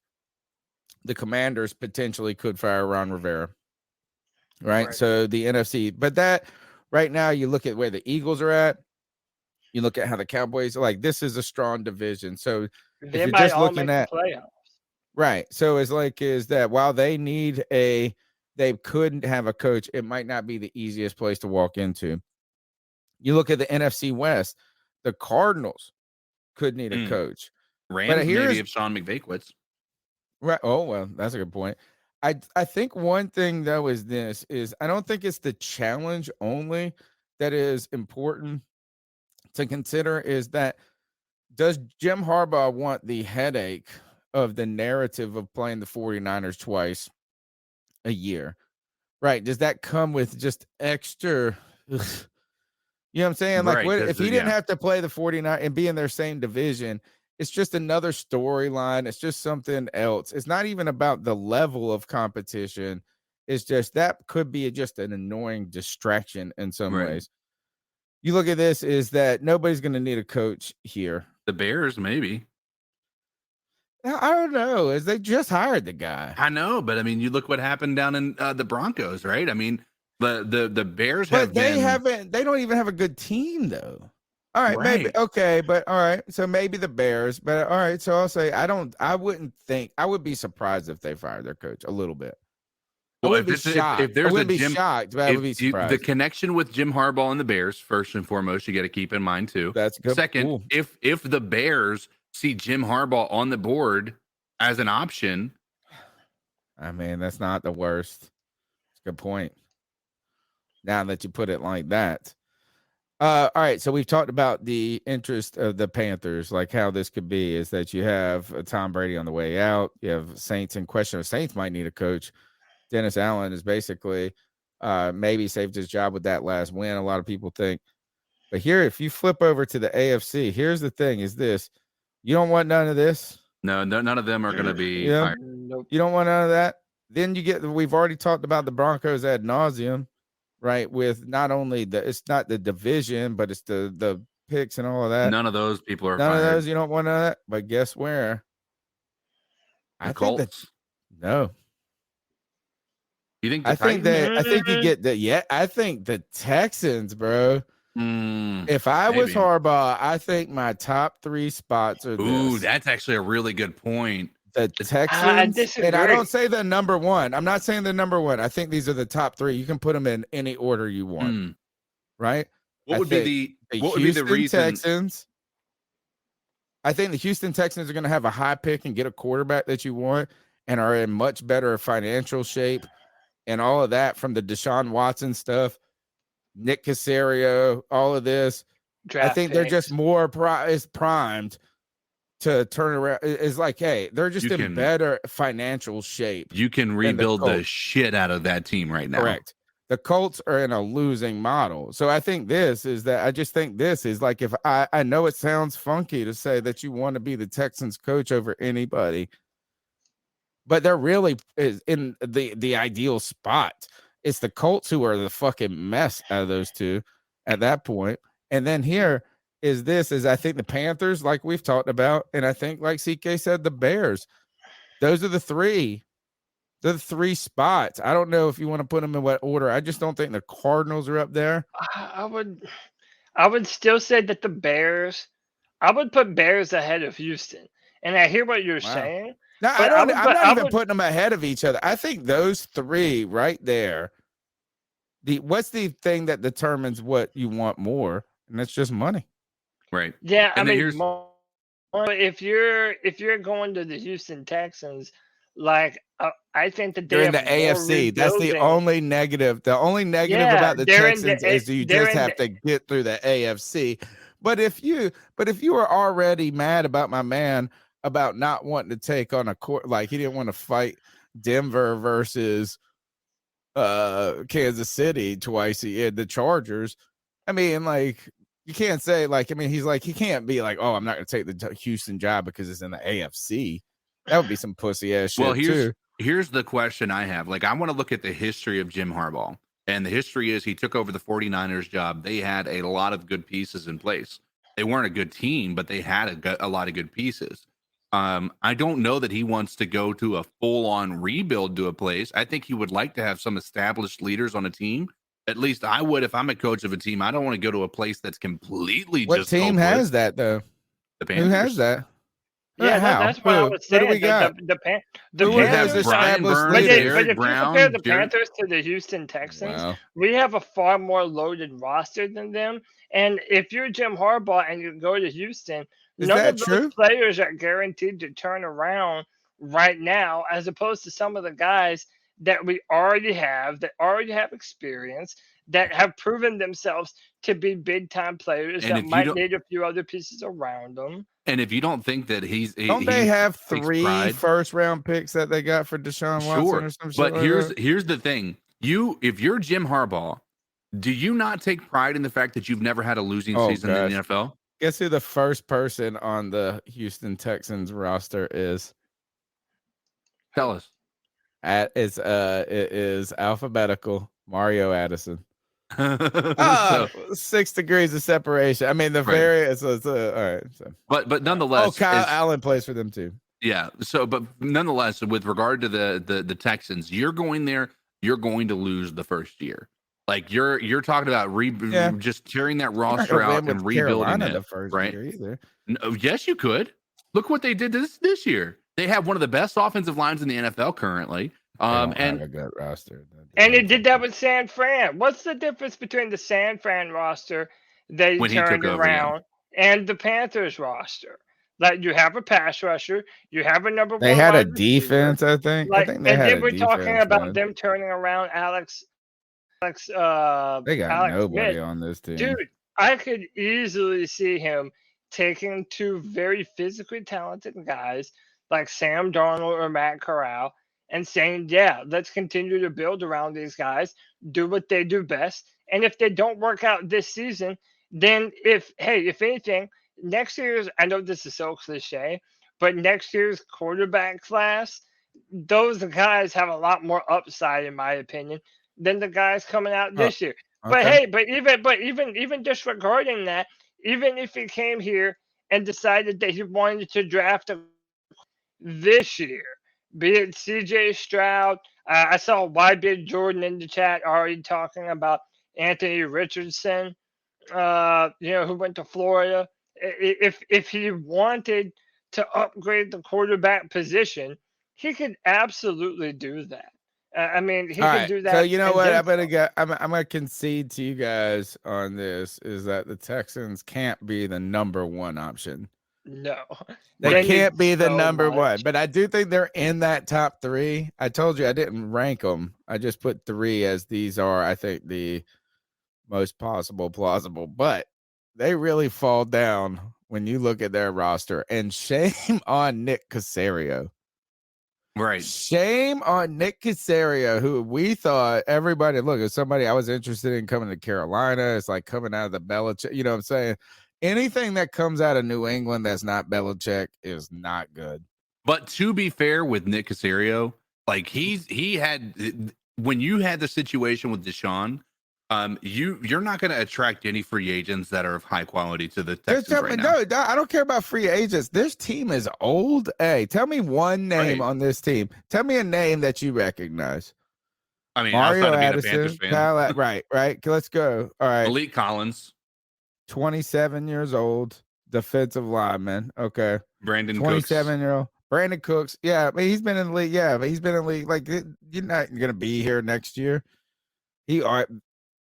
Philip Dorsett done nothing in this league. Cooks wanted Royce out this year. Freeman. They were going to trade him.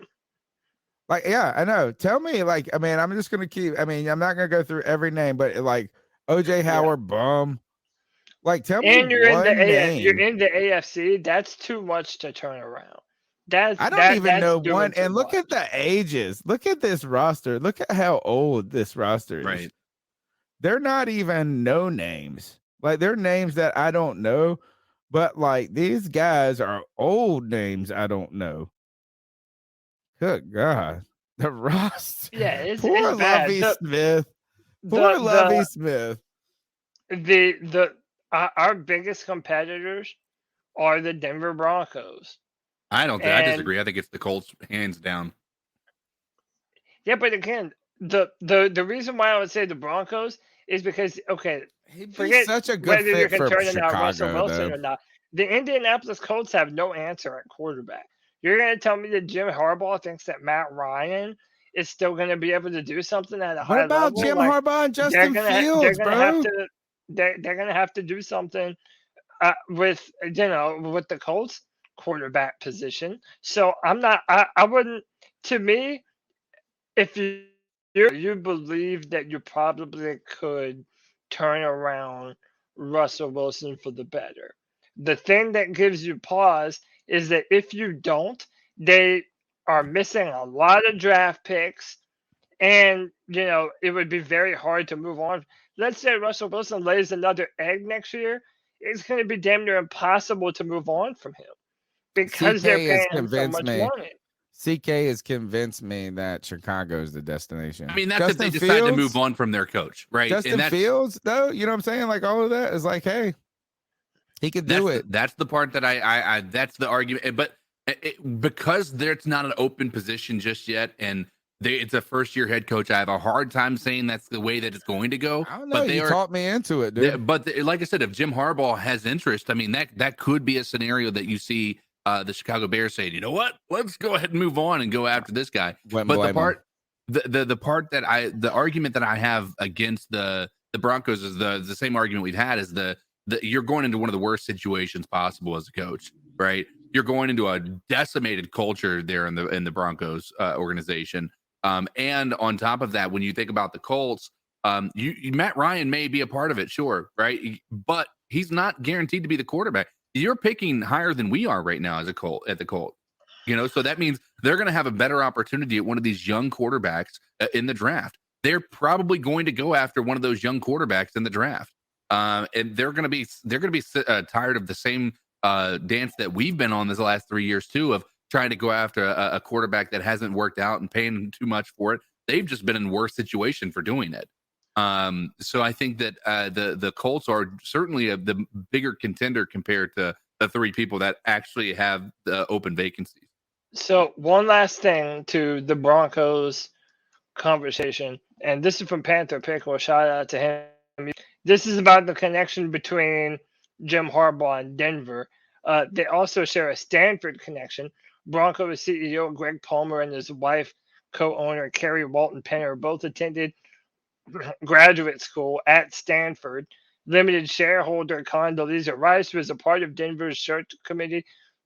Also has deep ties to Stanford, where Harbaugh coached from 2007 to 2010. Rice recently helped Stanford conduct its search for a longtime coach David Chaw's replacement. Penner has also noted in his media address last month that following the firing of Nathaniel Hackett, that he was looking for CEO-type qualities in the team's next head coach, who will report directly to Penner. That would be a box checked by Harbaugh, who has spent the past 19 seasons as a head coach at the college or pro level. So again, with all of those things, our legitimate contenders, in my opinion, is going to be between us and the Denver Broncos. And even in spite of all of those things, I think the Panthers are number one when you're comparing them to the Broncos. I think we have a better climate. It feels better in Charlotte than it does in Denver. You're in a media market that's not as strenuous. You have options at the quarterback position if we decided to bring Sam Darnold back on a cheap deal or run with Matt Corral, or if they wanted to draft a guy like Will Levis or Stroud or Anthony Richardson and bring them in for a little while and let them either compete to be the quarterback or just give them the reins. However you decide to do it, I just think that the overall, the overall scenario that the Panthers provides is just more enticing than Denver. And the final thing that I'll say is I think David Tepper factors into this. David Tepper has proven at every stop that there is no length that he isn't willing to go to in order to get what he wants to make this team be successful in the future. That's why I said if it's Jim Harbaugh, prepare to see the Panthers sign Jim Harbaugh a $20 million a year contract. I'd be fine with it. I wouldn't give a damn. Oh yeah, I'm it's not our all money. Why in. would we care? Go back and check the tape, folks. Count my receipts. I told you this was the name that would be the only one that could overcome the story, the feel-good story that is Steve Wilkes. And I still am not going to be even say that I don't want Steve Wilkes. I can just understand and see a world where this could happen. I want to remind everybody that the C3 Panthers podcast is sponsored by Prize Picks. And I got to say this is that the conversation has been prized tonight.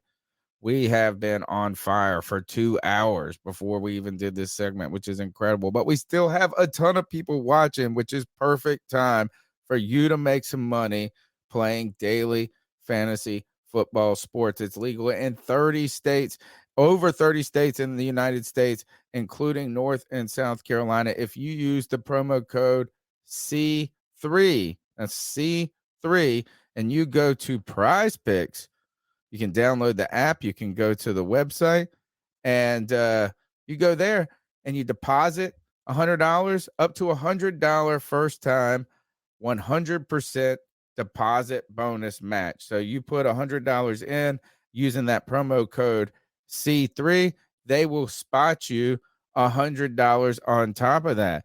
Put in $50 your first time using that promo code C3, and you get $50 to play with Prize Picks. And I tell you, I don't even care if they're a sponsor or not.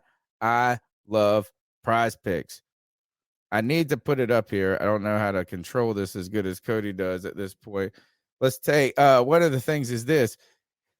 Boy, we've been playing some Prize Picks. I've been playing some Prize Picks. People, my bastard son has been raking in some dough playing Prize Picks. And what you do is you go to Prize Picks, and we usually we do this on the C3 Panthers podcast. We try to forecast the upcoming game using the Prize Picks projections to give us some insight and some talking points. But here's the thing. If you type in the Panthers right now, you type in the Saints, there's 0 projections right now.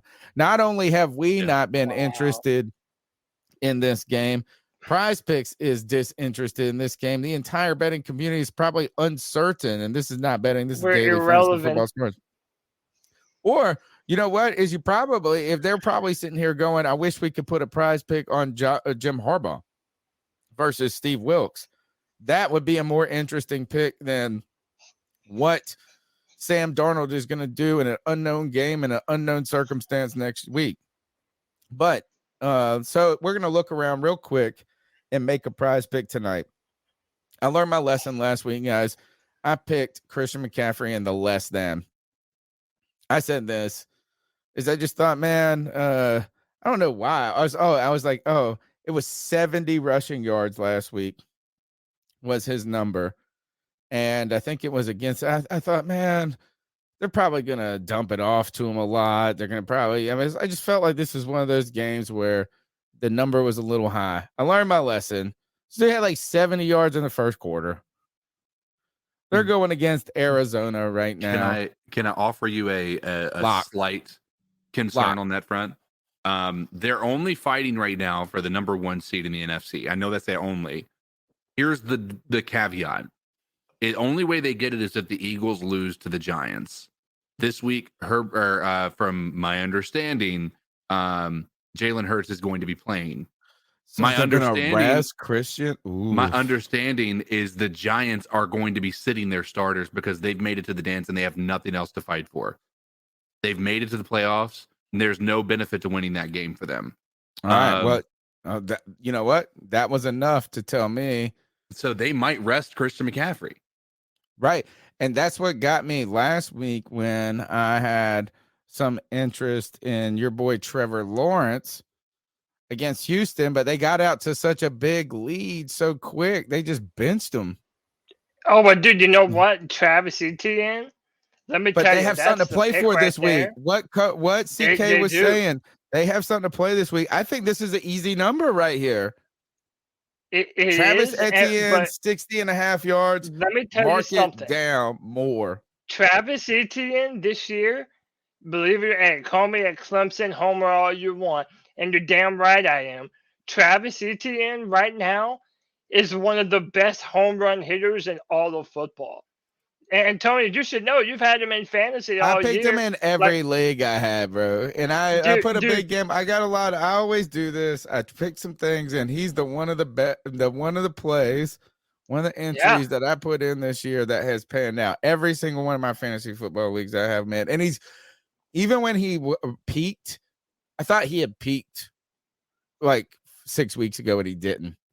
No. That's the thing is he's had this second burst right now, which is getting hot. That makes a special season. So right now, Tony, what have you you have, actually I've watched have you it. watched him this season? Yeah, I've watched him. Dude, I've watched he's like Alvin Kamara with the rocket booster strapped to his back.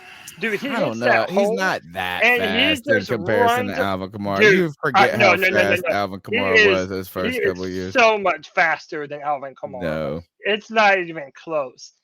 Alvin Kamara maybe has better contact balance, but dude, I'm telling you, he does not have the breakaway speed that Travis Etienne does.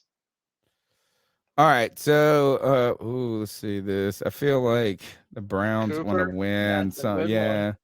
And the you know Browns what? want to People don't win. want to hear They're this. trying to save face right now. And dude, let me tell you, people don't want to hear this. You might not like him as a guy, but Deshaun Watson, the more he gets used to that offense, the more he knocks off the rust. Deshaun has been playing better and better. Hey, did you guys see the internet got all pissed off at LeBron James because LeBron tweeted out like a tweet in support of Deshaun Watson and that he's looking so much better? And dude, Twitter was just not having it, dude. Not liking him supporting Deshaun. Yeah, well, we can guess that. Gosh, I want one You more should see what play. he's at. I want one more play. I like this is good right here. I think this is a money play right here. We're gonna go with Oh, this. what about Jared Stidham? Less than 225 passing yards. They're playing the Chiefs. No, they're probably gonna have to throw the ball a bazillion. What did he do last week? I tried to play the less than on him last week, and he fucking crushed it. He had 365 passing yards. Wow. Against the 49ers. Yeah, Against the 49ers. I'm not interested in it. I tried that last week. This one right here, I could see the Vikings trying to bounce back. I could see that one. Dude, I don't fuck with Kenny Pickett anymore. Don't want another Baker Mayfield joint. I think this is my play right here. Q6 has Trevor Lawrence over 240 versus Tennessee's poor secondary. Well, I already got Etienne there in that. Do you Take think? both of them. All right. Dude, I'm telling you, the Jaguars right now. Look at this. Dude, 4 they're pays balling, 10 man. times your money. All right. Here we go. We're going all in, baby. Hey, hit that. This is hit it. Hit that. Uh-oh. Make sure you use the promo code C3. Look at that. $20. If I hit these 4 prize picks, going to pay out $200 playing daily fantasy football sports. Cody, let's go on to the next part of the show. I got to take this down. Let's. What do we got do- left? Have we talked about everything? No, we got some other couple of things. And then we got to get these No. calls. Good Lord. We got some other things. Yeah, we definitely got to get to the calls. Yeah, I mean, yeah, DJ Moore. For 5 years here with the Well, welcome Carolina to the club, Panthers. DJ. Yeah, Welcome he to the says club. I mean, we feel the same way. it's a feeling that I don't want. I don't want to keep getting used to. And I understand him, man. Like, look, I feel so bad for DJ. I mean, yeah, I know he gets paid a lot, but that's not my point, man. I'm saying from a wide receiver position, he's such a good wide receiver that has had so many different quarterbacks over the course of a very short amount of time. It's hard not to feel bad for him, man, because you think what would his numbers, what would his stats and accolades looks like if he actually had a quarterback that was more consistent and that was able to consistently put the ball in his hands. I think he would be a much bigger name than he is. I'm still hopeful that can happen to him. I'm happy that we didn't trade him, but yeah, man, you just hope that DJ Moore can eventually get some good luck out of all of this. Absolutely. Yeah. Well, we Yep. wish we would get some good luck out of this too. Straight up, and I mean, to be fair, he has had some good luck here with Sam Darnold lately. Actually, and good that's segue. actually It was a good segue. This perfect game, segue. like Chris Mortensen said, DJ's most impressive game is, and I don't know, is somebody with should prove me. I guess this is the internet loves to prove people wrong. So here, prove me wrong. This was DJ's career game this past week. Yes. Right? Prove me wrong, internet. Maybe make me popular, but that's my take. Is DJ's career game this past week. And like you said, CK, there's a little chemistry there between Sam Darnold and him. Yeah. I mean, there's chemistry now. And Sam, I mean, again, not to go back to the Harbaugh, I just think that connection with Sam Darnold and DJ Moore, I think is an appealing one. And if I'm DJ Moore, I see the resurgence of Sam Darnold as a positive one for what I want to do moving forward. So, Yeah, and 341 yards, Cody. When was the last Yeah. time you saw a quarterback for the Carolina Panthers throw 341 yards and 3 I touchdowns? know, Like, I dude. mean, just look at that stat line. That feels like it's almost like this is a counterfeit. Bananas. I feel like this is a Yeah, counterfeit we're in the graphic. upside down. Yeah, we're in the upside down, man. We're in bizarro world. We're in mirror world. But look, this is why I've been so vehemently on Sam Darnold's side, because I think you have to, man. The one season that you're finally able to give him decent pass protection and a decent running game. On top of this, Sam Darnold is the only quarterback that has played for the Carolina Panthers this year where the team failed to get the run going and Sam didn't fall apart. Baker Mayfield and PJ Walker this year fell to shambles when the Carolina Panthers were not able to establish a rushing attack. So the fact that Sam Darnold has continuously elevated his performance week in and week out, that says something to me, man. And you have to give Sam Darnold credit for that. And I don't care who the next head coach is next year, be it Steve Wilkes or Harbaugh or whoever, man. If Sam Darnold is willing to come back on a discounted contract, I want Sam Darnold to be a part of this team next year. If you And I think any coach would. if you don't give him that credit, you should be canceled. You should be fired, Right. folks. You On the better face have of the that earth, opinion. canceled. Nah, it's Absolutely. like actually incredible. It's like what an incredible story. Like is I think that Sam Darnold, if he could somehow have a good season next year, I don't know if it's here or somewhere else, like I don't care where it's at. He should be comeback player of the year. Yeah. But you have to like give him some COVID leeway for these last 6 games or whatever, because I think they're gonna be like, oh no, you were all right those last 6 games, so you already kind of came back, so you can't come back. And This is coming back from the those, depths of nothing, dude. If he comes back, I what mean, a story. you're seeing the talent on display that had him drafted number 3 overall. He could be a And phoenix rising. and it's not like we're trying to just dismiss the bad year that Sam had last year, but what we're saying is the team is much better around him, and he's playing better because of that better team around him. More importantly, those 3 touchdowns that you're looking at right there, those were dimes. They were not easy. They were I not. think that No, one that they you're over. wrong. I think that No, one play and by all play 3 of got them. over. He came a little No, hard to that all one about. all 3 of those passes were beautiful passes that were on the money, and they were in a perfect spot. They were not routine throws that, they asked Jimmy Garoppolo to do for the 49ers, dinking and dunking downfield.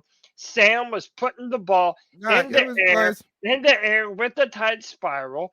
And dude, I think that you have to look at the physical talent that Sam has available to him and say, man, you can understand why people all along the way were willing to take a bet on Sam Darnold being a good Sure. quarterback. He was kind of shaken to start, but man, now that he has the beard, now that he has some things going in his direction, I think Sam has a lot more promise than we ever thought that he had. I hope he gets an opportunity. And now I'm not saying that I think that he's going to be the guy here. I do hope he gets a starting job somewhere.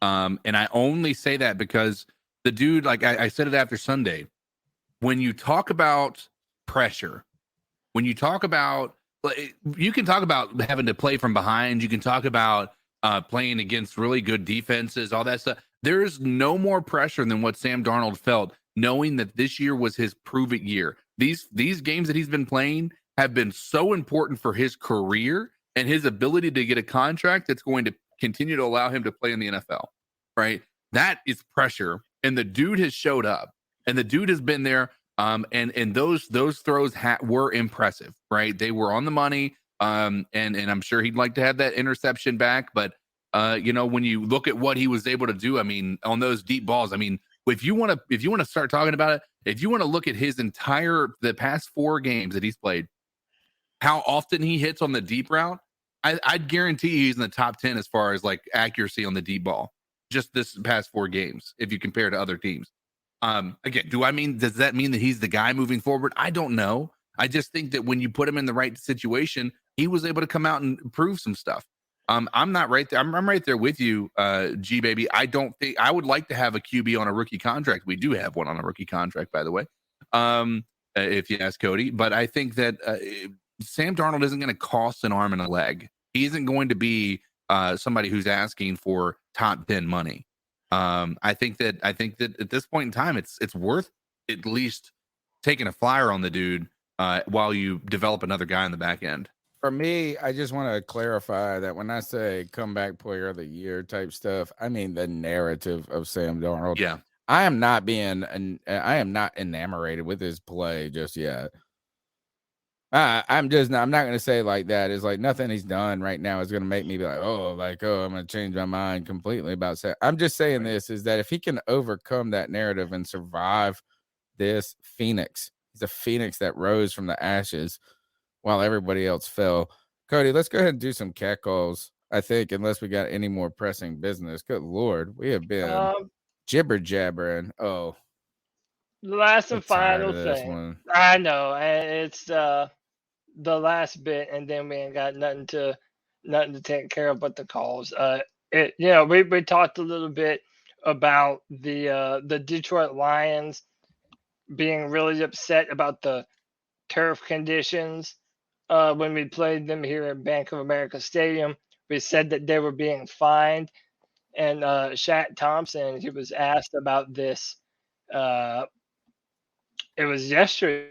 This is what Shaq had to say.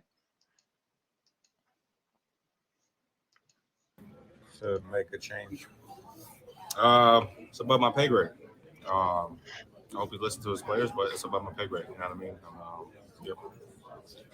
Did the conditions improve at all during the game? During that game? No, they didn't improve. It was the same way. Should have put a heater down or something. I don't know. You know what I mean? But it definitely was concrete on that. So it was frozen turf. Like I feel like this is kind of a little like Shaq and them milking this story a little bit. Put a heater on it. Put a heater on it. So it was frozen turf.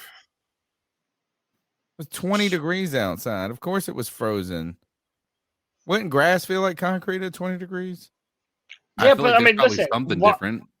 Why is ours so markedly different from every other place? Like, if our field conditions are so bad that our players are actively complaining about it, like I don't want our players playing on Shaq got to talk for everybody. Concrete field.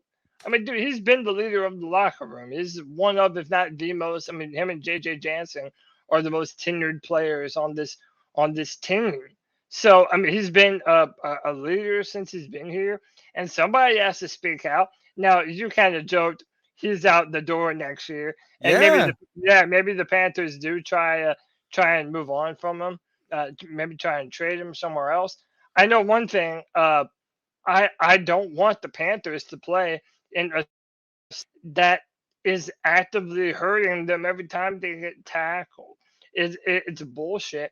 And, we were talking about, we don't care if David Tepper pays whatever he has to pay to get Jim Harbaugh. Well, I also don't care that he needs to come out of his pocket a little more and make sure that the turf conditions in Bank of America Stadium aren't going to get his star players hurt year in and year out. I think it's bullshit, and David Tepper needs to fucking do something about it. I tell you one thing, I've been hard on Shaq Thompson a lot on this podcast.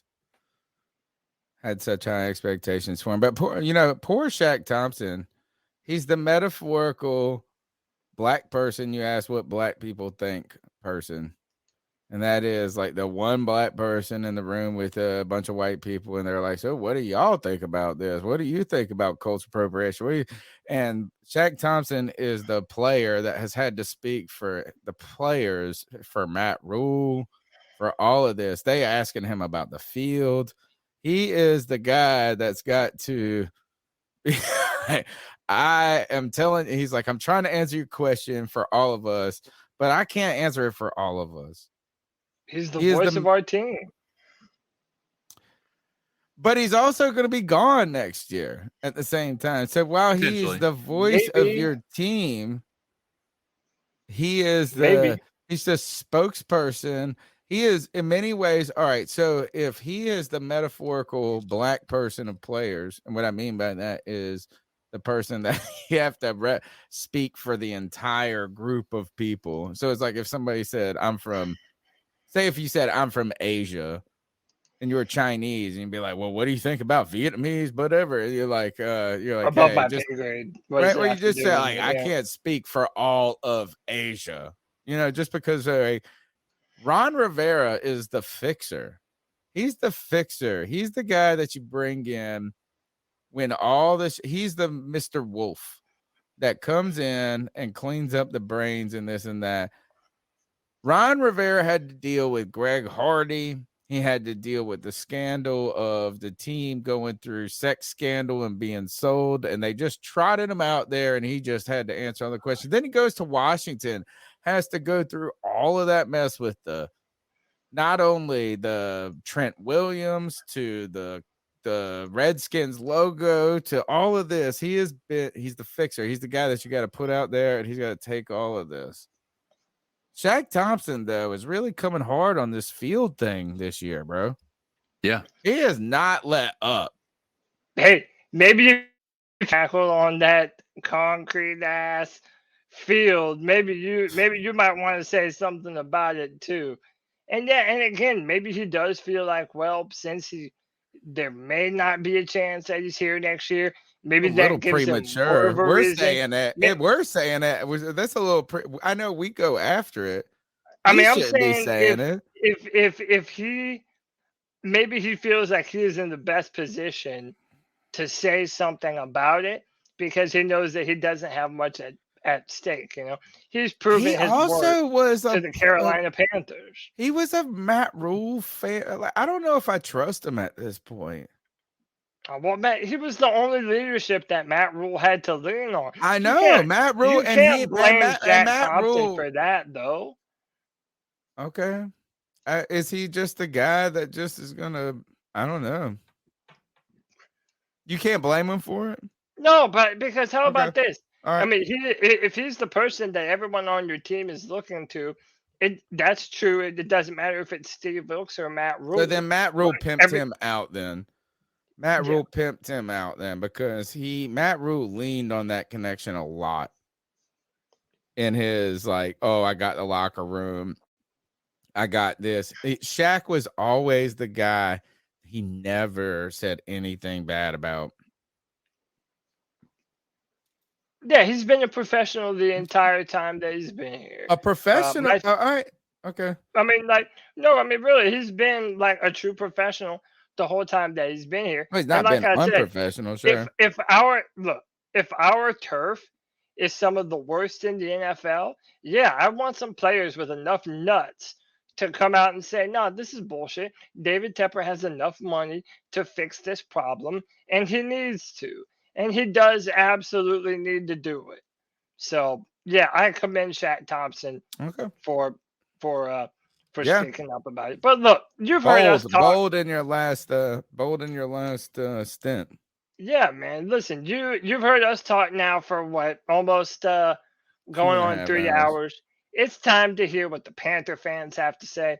Let's get into the cat calls. You can call in and leave a message at 252-228-5098.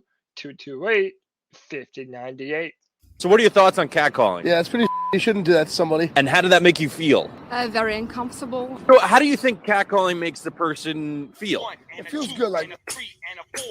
Who's that cat sitting in the back corner with his face buried in his nose? Who's that kid that can use one?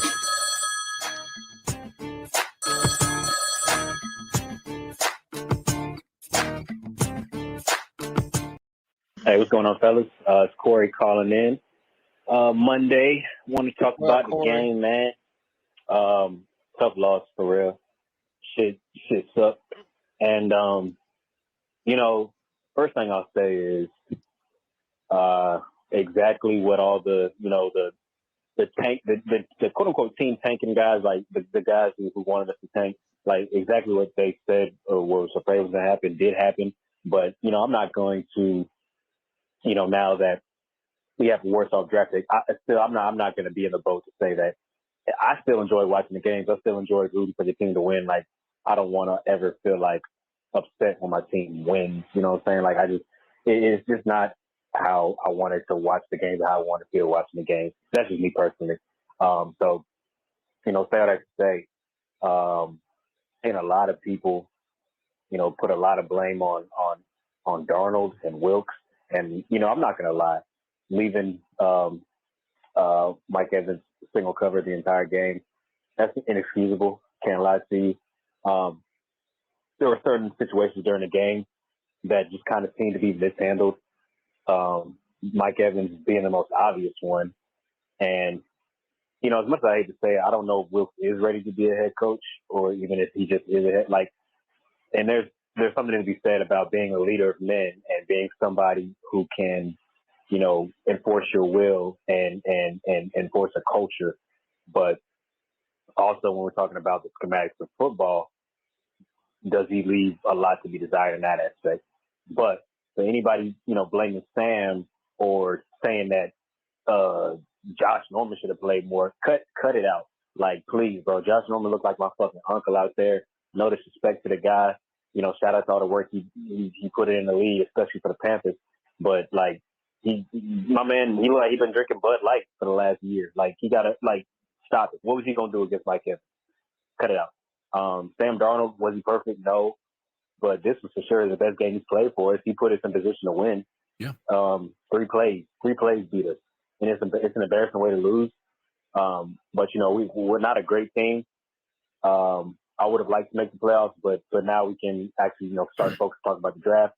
But I'm going to reiterate and say I'm not mad that we didn't get a top 5 pick or because I think Stroud and Young are good, but I don't think they're going to break the world open, just anything like that. But again, we're beggars, can't be choosers. But shit, man. Oh no, good game. It's an entertaining game. Tough loss. Happy. Keep pounding though. Appreciate y'all. Keep pounding. Appreciate you, man. Great call. I mean, yeah, look, I mean, a lot of the stuff they brought up is what we're dealing with. A lot of the quarterbacks in the draft, we don't know if they're world beaters or not. Steve Wilkes is going to be an interesting thing going forward. He has so many defenders, now. And I mean, listen, I know we're talking about Harbaugh all night, but I don't think any of us on this panel, correct me if I'm wrong, boys, none of us are going to be upset if Steve Wilkes is named the head coach next year. Like, give him a chance to show what he's got. I do agree with Tony, though. Don't just do it for a year and then fire him next year. Like, if you're going to give him a shot, give him that shot in full. And by the way, I posted a poll in the YouTube chat room a while ago now. Who's the next head coach of the Carolina Panthers, Steve Wilkes or Jim Harbaugh? And Jim Harbaugh is winning with 69% of the vote. Nice. You know what I'm saying? So, yeah, man, a lot of people are enticed by this Jim Harbaugh news. All right, next call.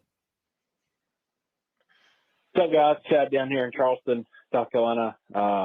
Just calling to chime in on the state of the Panthers at this point, not making the playoffs, drafting most likely 8, 9, or 10, locked in pretty good, I think, maybe even locked into 9 at this point. But since about week 2 or 3, I've been saying this kind of worst case scenario. We're at the back end of the top 10 and did make the playoffs and still have a quarterback. So I know that Darnold has graded out better recently, but he's not the quarterback that takes where we need to go. So at this point, we're looking at probably missing out on the top 3 quarterbacks at 9 or 10, and I'm leaning towards, hoping that we just take the best available at 9, get a stud player somewhere. I really like Quentin Johnson at wide receiver as potentially a franchise guy. But anyway, thoughts on that? Do you roll the dice at Anthony Richardson at 9 if he's there, which I think he will be, but I don't think Levis, Stroud, or obviously Bryce Young will fall. So curious on your thoughts. Appreciate the effort the guys gave to get to this point, but I still think we missed our opportunity early in the year to trade some more assets, get more picks, and kind of start this thing over with a franchise guy. So anyway, like to hear you guys' thoughts. Thanks for the show. Bye.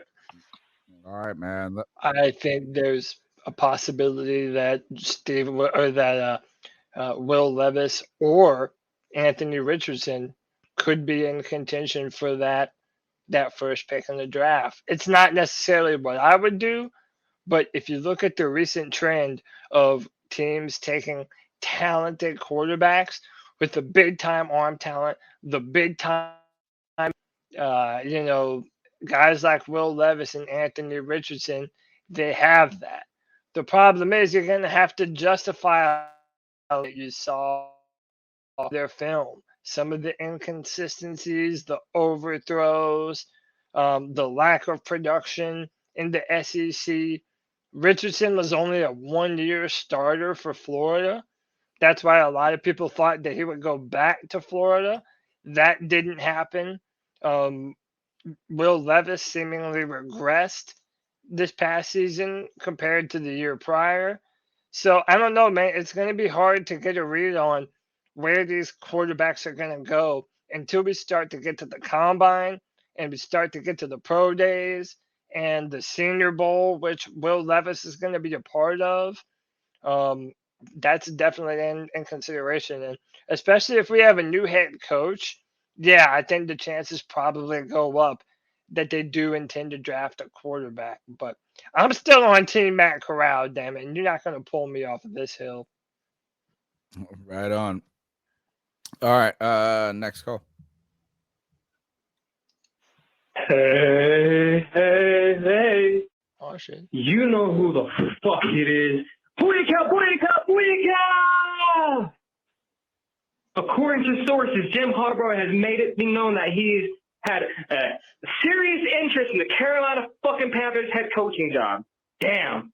And then we find out that fucking David Tepper has talked to Jim Harbaugh about our fucking head coaching position. Damn, that's quite awfully funny. Light bulb off in my head. Oh, and once again, you know who the fuck this is. Damn, David Tepper. Just days ago, we were eliminated from the fucking playoffs, right? Or eliminated. Let's just say eliminated from everything, right? We was eliminated. And just days after you contact Jim Harbaugh from Michigan, you know what that lets me know? That motherfucker couldn't wait for us to get eliminated from the fucking playoffs. David Tepper couldn't wait to make that phone call to fucking Jim Harbaugh, man. Jim Harbaugh has been my number one fucking head coaching that's the motherfucker I wanted, bro. But I got all these fucking haters, these G-baby haters calling me out saying I don't know shit. Well, guess what, y'all? Fuck y'all, bro. Because you don't make a fucking phone call days after you get eliminated from the fucking playoffs. You don't make a phone call like that if you ain't fucking about your fucking business, bro. That's a big fucking deal. So all the motherfuckers that wanted Steve Wilkes back, well, shit, y'all better get your fucking tissues ready. Y'all better get the fucking tissues ready. I said I'd be okay with Steve Wilkes coming back. If he's a fucking secondary coach or a defensive coordinator, that is it. That is it. But that says a lot for Joe Persons to fucking put that report out. With us having still one game left, damn. So you know what that lets me know? There's no reason for us to win this motherfucking game coming up. Because we can jump to as high as 6, peak 6. Let's not fuck this up. Because New Orleans is known for fucking us over. Yeah, I got a lot to fucking say. Because Jim Harbaugh is the epitome of what I want as a fucking head coach. Been to multiple NFC championships, been to a fucking Super Bowl, has had multiple high-scoring offenses, and has multiple top-of-the-flight fucking old-school, blue-collar fucking defenses, bro. Jim Harbaugh, you're my fucking man. If we get you, I'm fucking back. My heart is fucking back. What do you think G Baby does after? You know what fuck this is, and I'm calling back. I'm calling back. What do you think G Baby does after he walks out of that room? Like, where do you think he's at? Like, he could just be Smokes like a cigarette, dude. Oh, really? I think he could be like just like after he had an orgasm, dude. Just like or something, or like he just like walk out with a shirt and tie somewhere, be like, hey, well, welcome to whatever. My bad is in that room crushing it. G Baby. G Baby's the man. He's passionate. Look, he likes who he likes. He dislikes who he dislikes. He wears his emotion on his sleeve. He's been saying Jim Harbaugh, though. He's been saying. Yeah, he has. No, he 100% has. And look, could you imagine if the Panthers all of a sudden started making moves that G Baby loved? And that way, every the best shit ever. Yeah, dude, that they way would Jim hire Harbaugh him. They would hire him as like their and then Midwestern urban consultant, being like, "I love this fucking team. I love our fucking players. I fucking told fuck them NFL." This is going straight up from being someone who is perceived as the ultimate hater to being like the ultimate fanboy. Let's get us Jim Harbaugh. Look, let's get us Jim Harbaugh and let's win a playoff game and we'll get positive G Baby. Positive G Baby. That's the timeline that I want to live in. I want to see positive. Yeah. I want to see someone pumped up G Baby. People get mad at G Baby for being insufferably negative. There will come a time if we win and Jim Harbaugh is the coach and some of these things happen like this, Cody, that he will be unsufferably positive. Like he'll just be like walking and we'll be like, well, Harbaugh could have done this. And be like, shut the fuck up. Best Yeah, team right. ever. Just be avidly defending him.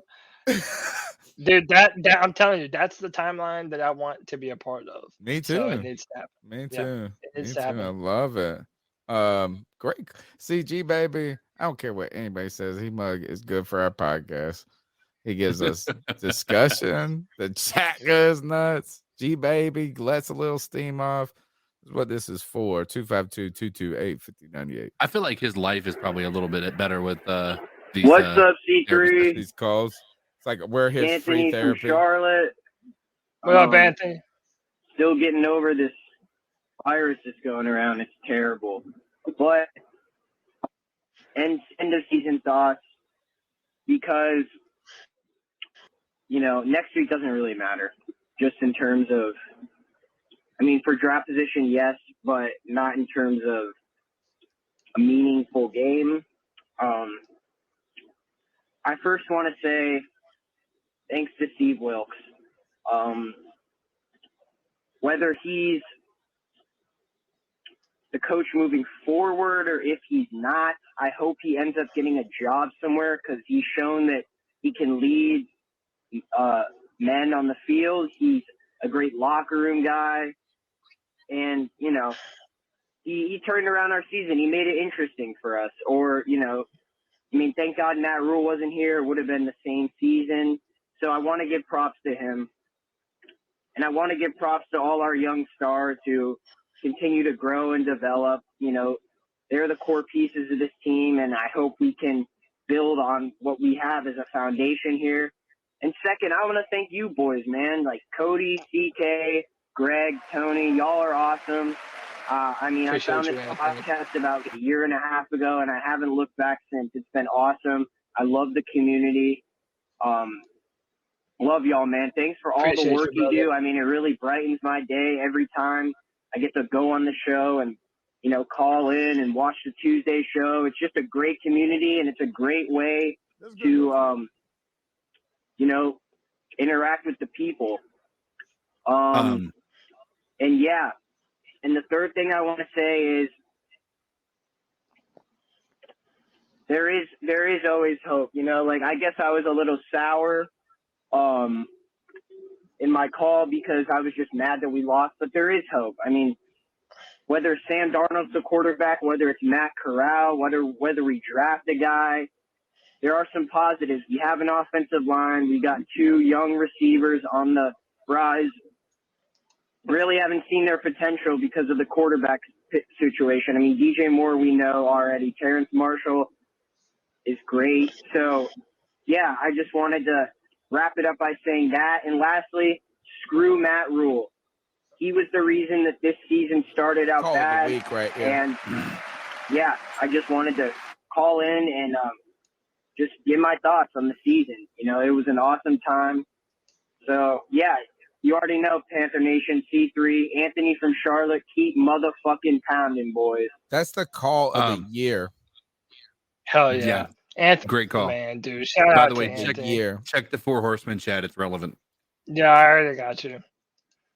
Of the year. So, again, 2020, I wouldn't put much behind any of this, to be honest. But Will Kunkel, the same guy who wrote the news, says in a conversation with Jim Harbaugh, the Michigan head coach tells Queen City News, although no one knows the future, I think I will be coaching at Michigan again next year. I kind of think that this is that means he's definitely, you know what, he's like, he said that from Tepper's Islands where he's with he's also like Michigan with doesn't the glass want him onion island. Michigan doesn't want him doing this. He's like, oh well, he go to the NFL? But I don't believe it, man. Like Why do you think he's doing that? Do you think he's trying to get money out of, like, what is the benefit for him to flirt with the NFL to the boosters? They'll just re-up his contract. Probably. Right. But also, how do we try? Okay, I'm not trying to throw shade on Will Kunkel, but he's reported both. News. This is nice. Cover your bases. Tweet right here. Then he says this conversation was tonight and took place privately. Okay, but then Why would he with who tell was it? With Queen you, Will? City Like, News? What is he doing in Charlotte? Why is Jim Harbaugh so in Probably on a tune phone with- call. Yeah. Okay, like that's crazy. Jim Harbaugh taking Charlotte calls out of the random. Yeah, well, I mean, it's he's out of the college football championship. So I mean, what is he doing with his time right now outside of scouting? Would you just take a call from a local media TV station in Charlotte? Why not? Why not? If you're Jim Harbaugh right now, Why I would not? be either Yeah, working it on makes going on a no sense, recruiting dude. trail. Why It's is the he dumbest saying it shit. to QC News? That's what I want to know. That's Yeah, the at 11, weirdest thing. like the Vol guy says, at 11:30 at night. What the fuck are we talking about? Like, what are we doing here? This is dumb. I think it's dumb. I think We'll he see. probably He originally must heard have, something. you know what? Kunkel must be like Kunkel must have a sister or something that is married to a Harbaugh kid or something. Maybe so. Like I there don't know, has man. to I be don't know an how he end. has There all ain't no this way he's inside just being source. like, you know what? I want to talk to Charlotte TV. A TV. Like who the fuck even talks to television anymore? I mean, I know he didn't go on TV. You know what I'm saying? But like Right. that's your news source is like your local. That would be like saying It's pretty dumb to me though. Like, if you're Harbaugh, have he's any trying to of get these money, reports bro. been big enough that you're gonna call the local news station of the Bro, place he that's is circulating the fleecing all rumors? these mugs. Think about Yeah, this. I don't. He has got this is he's trying to get two people to compete on taking him to the prom. Michigan boosters and a renewal of his contract there, which could be unlimited if you think about it. Like, you know what I'm saying? Like, I mean, the fucking stadium is unlimited. It's like a planet. There's 120,000 people or some ridiculous shit like that. 110. That and a bazillionaire in David Tepper are competing over him to go to the prom. I mean, he is gonna get the best. He's gonna get the lobster dinner. he's getting everything out of this. I love it. I'm all in on Harbaugh. I'm like G baby already. Next call. What's up, C3? It's Raleigh Panther calling in here. Night podcast.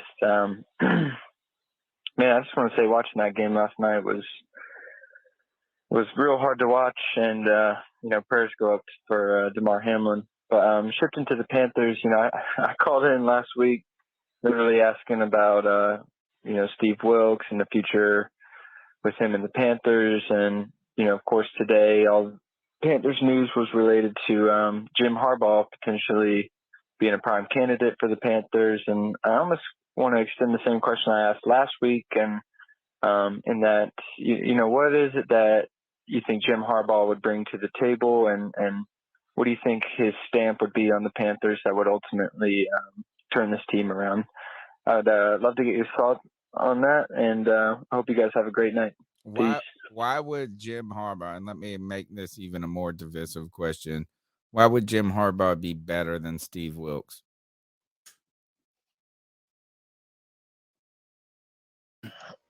Well, I mean, he's got a track record of success in the NFL, and Steve Wilkes doesn't. I think he knows what it takes to win on the highest levels. And I understand Steve hasn't got that opportunity with the teams. I understand that. But he is a proven winner. Harbaugh is a proven winner who comes from a football lineage. His father and his brother, highly successful. He has been successful himself. And you look at his ability to turn around quarterbacks, or not necessarily turn them around, but put them in a position to be successful. Andrew Luck was the number 1 overall pick. He then took Alex Smith. He was successful. Colin Kaepernick, successful. He has been successful at every single level with multiple different quarterbacks. He was successful with a bunch of different quarterbacks up at Michigan as well. So I think that's really important. And Steve, for better or worse, just doesn't have that kind of resume to compare against him. Now, Steve understands the culture of the Carolina Panthers better. But are you really afraid that our keep pounding culture would be eradicated under Jim Harbaugh? I mean, this dude went to the 49ers. They have a much longer history and culture than us. Like, if anything, he might be able to re implement that keep pounding culture more than anyone. I love it. Well, I mean, great points. Let's go to the next call. Chuck from Elizabeth City. Let's go. Hey guys, it's Chuck from Elizabeth City, aka Carolina Sports Guy. The main reason why I wanted to call tonight, I wanted to apologize for my behavior. You guys have been nothing but good to me. Tony, especially you, No, you're Cody, good, Chuck. Greg, you and CK, y'all all have said nice things about me, and you've really taken time with my calls, and I love the podcast, the family, the community. And a lot of guys and people that call in, you know, I really enjoy the banter back and forth. And first time I have been that angry over a game in a long, long time. Understand. And I had a feeling we'd lose. And it wouldn't be so bad, guys. I'm sorry. I'm going to say the one thing. If it wasn't for that bitch Tom Brady, I can't stand it. But, I mean, I guess that's life to go. You're not wrong, Chuck. But we did get some positives in this season. I saw some good things. We have these extra draft picks. CMC trade still sticks in my craw because I don't think we got enough. And I would have really rather taken less if he went somewhere else like in the AFC. I think it's going to come back to bite us in the butt one day in the playoffs. But needless to say, I feel optimistic and good. A lot of rumors about coaching. I noticed a few positions we need. But like I said, guys, I really mainly called because I just wanted to apologize. I let my temper, my language, and really, I wouldn't say I took it out on you guys, but I more or less just let loose a platform that you've given me, and I had no right to do so. So thanks, guys, for accepting my apology. Nothing but love for Chuck from Elizabeth City, even when we get riled up. Bro, we get riled up. Like that's part of it. So nothing but love from Chuck from Elizabeth City. Thanks for calling into the show. And just good points about the team, very informed. Let's just keep rolling through with these calls. Sounds good. What's going on, CB Nation? It's your boy Jay Anderson eating you up. I have something against a lot of fans that I see how they flip-flop. Last couple of weeks, they love Steve Wilkes. Now they question him. Somebody on Twitter said that Steve Wilkes got our coach at that game against Tampa. And it's like, if you watch the game, Steve Wilkes didn't get out-coached. Todd Bowles, what did Todd Bowles do to get out-coached? To out-coach Steve Wilkes? He absolutely did nothing, to be honest. Both of them had their flaws and stuff like that. And I just don't like the way our people just turn their backs on Steve Wilkes and stuff like that. Granted, every coach is going to F up. There's some people in New England who still question Bill Belichick, and he won them six championships. True. So no matter who's the coach, you're still going to have them. You're still going to complain about it. And the Panthers could get a coach and they could win 2 Super Bowls and stuff like that. They're still going to complain about the play calling or something like that. So, stuff with fans is just. And some people are saying, like, he should have gone aggressive with Sam Darnold and stuff like that. It's like, you can't go aggressive with Sam Darnold and stuff. You just can't. Somebody like Sam Darnold, we saw how he got aggressive and he threw that pick. So you can't go aggressive with Sam Darnold. One problem that I do have is that I said it on Twitter. I said it, weeks ago. I said, the Panthers need to get creative with their run game. It seems like it's always run up the middle. Sometimes you got to get creative. You got to throw some reverses in there. You got to pitch to the left. You got to pitch to the right and stuff like that. You got to get creative with your run game. That's why when we had Cam Newton, and I know people don't want to bring Cam Newton back up, but when we had Cam Newton, we had some better design plays. Plus, we had a quarterback that actually knows how to run and get us yards. Sam Darnold is not built like that. Can he run? Yes, he can run, but he's not that guy. He's not a Cam Newton. He's not a Jalen Hurts. He's not a Lamar Jackson type of guy and stuff like that can make those plays, or Josh Allen. So that's not what you wanted him to be. I just think that people got too hard on Steve Wilkes, and people need to just back off and stuff like that. If you want him as a coach, keep that same energy. If you don't, then that's fine. But don't just drag the man and talk about he got a coach. That's lame. That means you haven't been watching the game. You haven't been watching the game. I agree. I agree with what you're saying about the out coaching, particularly at the head coaching position. I think at the end of the day, we should maybe talk about the continuity of coaching staff going forward. Right. Less about Steve Wilkes in many ways. Is my number one question would be, is Al Holcomb the guy for the job at defensive coordinator?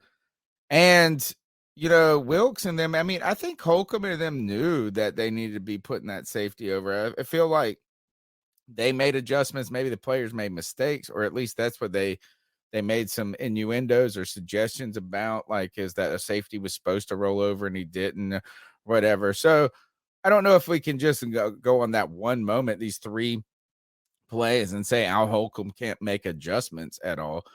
But at on the other hand too, is I want to point this out, is I know that you guys have tried, and that the media and everybody has tried to sell you that this team's identity offensively is a smash and like a ground and pound type game. And maybe that's like what the better part of our season is about. But Ben McAdoo, his natural inclination is not to do that, folks. He is a guy that has been on record for decades saying that you can create and manufacture a run game through the passing game. And what he means by like screens and some different things like that. So he's just not a traditionalist. I think the credit goes to McAdoo for kind of bending and getting outside of maybe his comfort zone. But I think I don't think McAdoo is, I'm not even trying to say he's a bad guy. I actually think is what he's done has been mildly impressive, moderately impressive, I guess you could say. But he's not the right guy, offensive coordinator, to have if you want to have that identity of being a 2013 Carolina Panthers team. And like, can't we be fair about it? Like, you can be on the side of Steve Wilkes and want him to be the next head coach, and still say that it was probably better to have Josh and Keith Taylor. I mean, I know he's been serving coffee, or even the fact that he's on pass to Mike Evans, and he said that he should have changed out of that play when he saw that, and he said that the onus of that was on him. So you're allowed to criticize Steve Wilkes and say that there are reasonable criticisms and expectations, and there's unreasonable ones. And I think a lot of the ones, just speaking for us, that we have made have been very reasonable criticisms. I think we totally have to delineate between 2 types of people too, as well. And I'm not trying to say one is bad or one's better, but what I've tried to always say is that if Wilkes would have won these games, he would have given Tepper no choice but to give him the job. There's a difference between losing this Tampa game and saying that Wilkes kind of kept the door open for another candidate to be the consideration, than to say that Wilkes shouldn't have the job. Right. Yeah. And that's the delineation I just want to make. And I hope I use that word correctly. And we're still going to have to interview people anyway. To be in compliance with the Rooney Rule, we are going to have to hire people, or we're going to have to interview people from outside of the organization.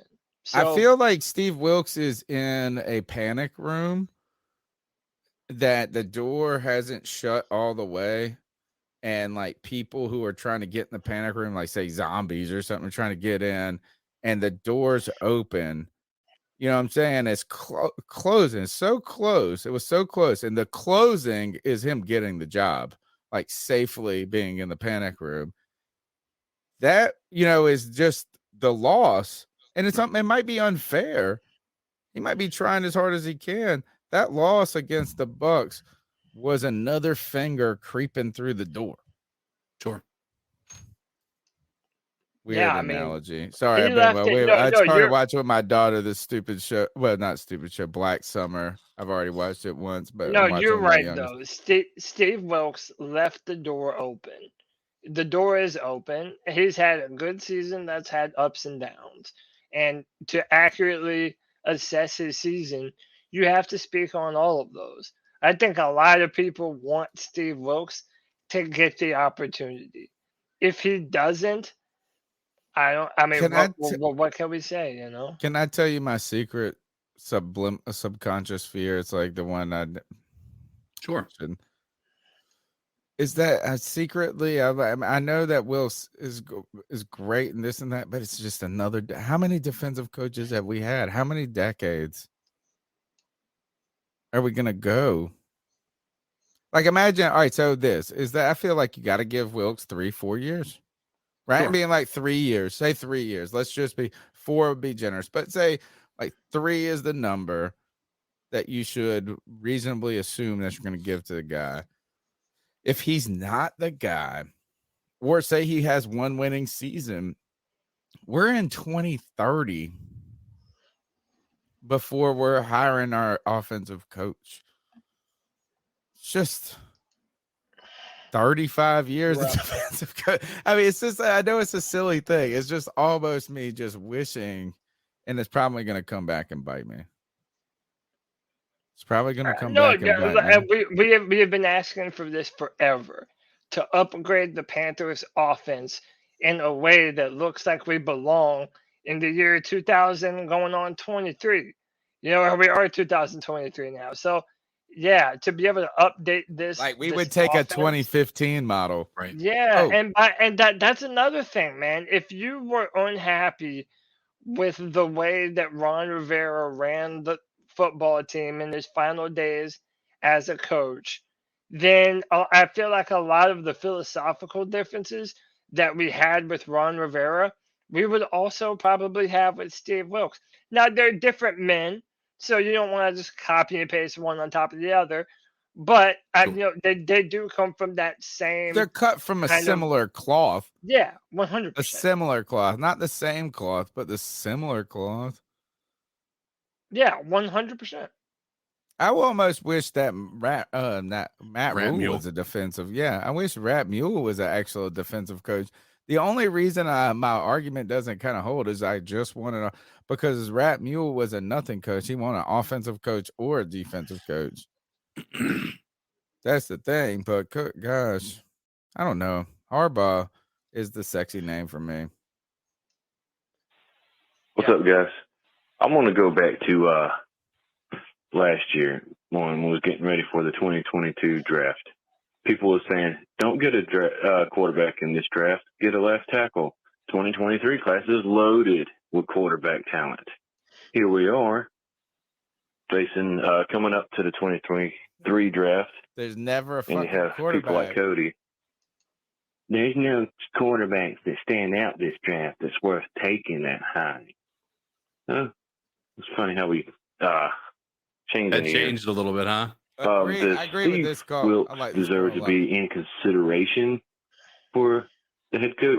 Absolutely. But it'd be naive to say that's our guy without talking to other or interviewing other coaches. Is he a nice coach for what he's done? Yeah. But you got to ask, was he that good or was Rule that much of a disaster? That's my question. So for those that wants to say, yeah, Wilkes is our guy and we don't need a quarterback, they just want to be stuck in the status quo. I mean, today's NFL, you either got a quarterback and you matter or you don't have a quarterback and you don't matter. He's right. He's right. Good call. So good call right now. And where I do agree with him is that 2 years, this past year, actually, not 2 years ago, when we were all sitting here, the Carolina Panthers, actually for 2 years in a row, we had the Justin Fields draft, right? You had the incredible draft, which was the Trevor Lawrence, Zach Wilson, Justin Fields, Trey Lance. They told us it was going to be the most incredible, it's the most talented quarterback, and they all went in the top. Zach, whatever the dude is in New England. Then they told us, Mac Jones. Then they told us, but they also said, don't worry, get ready, folks, because next year's class is weak, but the year after that's dope as fuck. So everybody told us going into this last draft, oh, Malik Willis, Kenny Pickett, this and like they might be the best of this class, but these guys are nobodies in comparison to last year versus and next year. And now we're in next year, and now all of a sudden this class has nothing. But can I defend myself for a minute? I would say this is not everybody told us that Kenny Pickett and Malik Willis and Ritter and Corral were okay, but not the most talented class next year. And now we're in next year, and everybody's saying next year. Yeah, but listen, there's a reason for that, though. You have to be able to update your opinion based upon at the end of the year last year. A lot of those guys that you just mentioned, they have upside that you feel like you can project into the NFL, even though their stats maybe didn't speak at that necessarily, right? And everybody was saying, oh, it's a bad quarterback class. It's a bad quarterback class. Yet people are talking about this quarterback class like it's somehow different. You have two elite prospects at the very top of the draft in Bryce Young and CJ Stroud, and both of them, even though they looked good at the end of the season, they have real question marks that NFL talent evaluators are going to have about their game on the next level. Like that just it is the simple truth of the matter.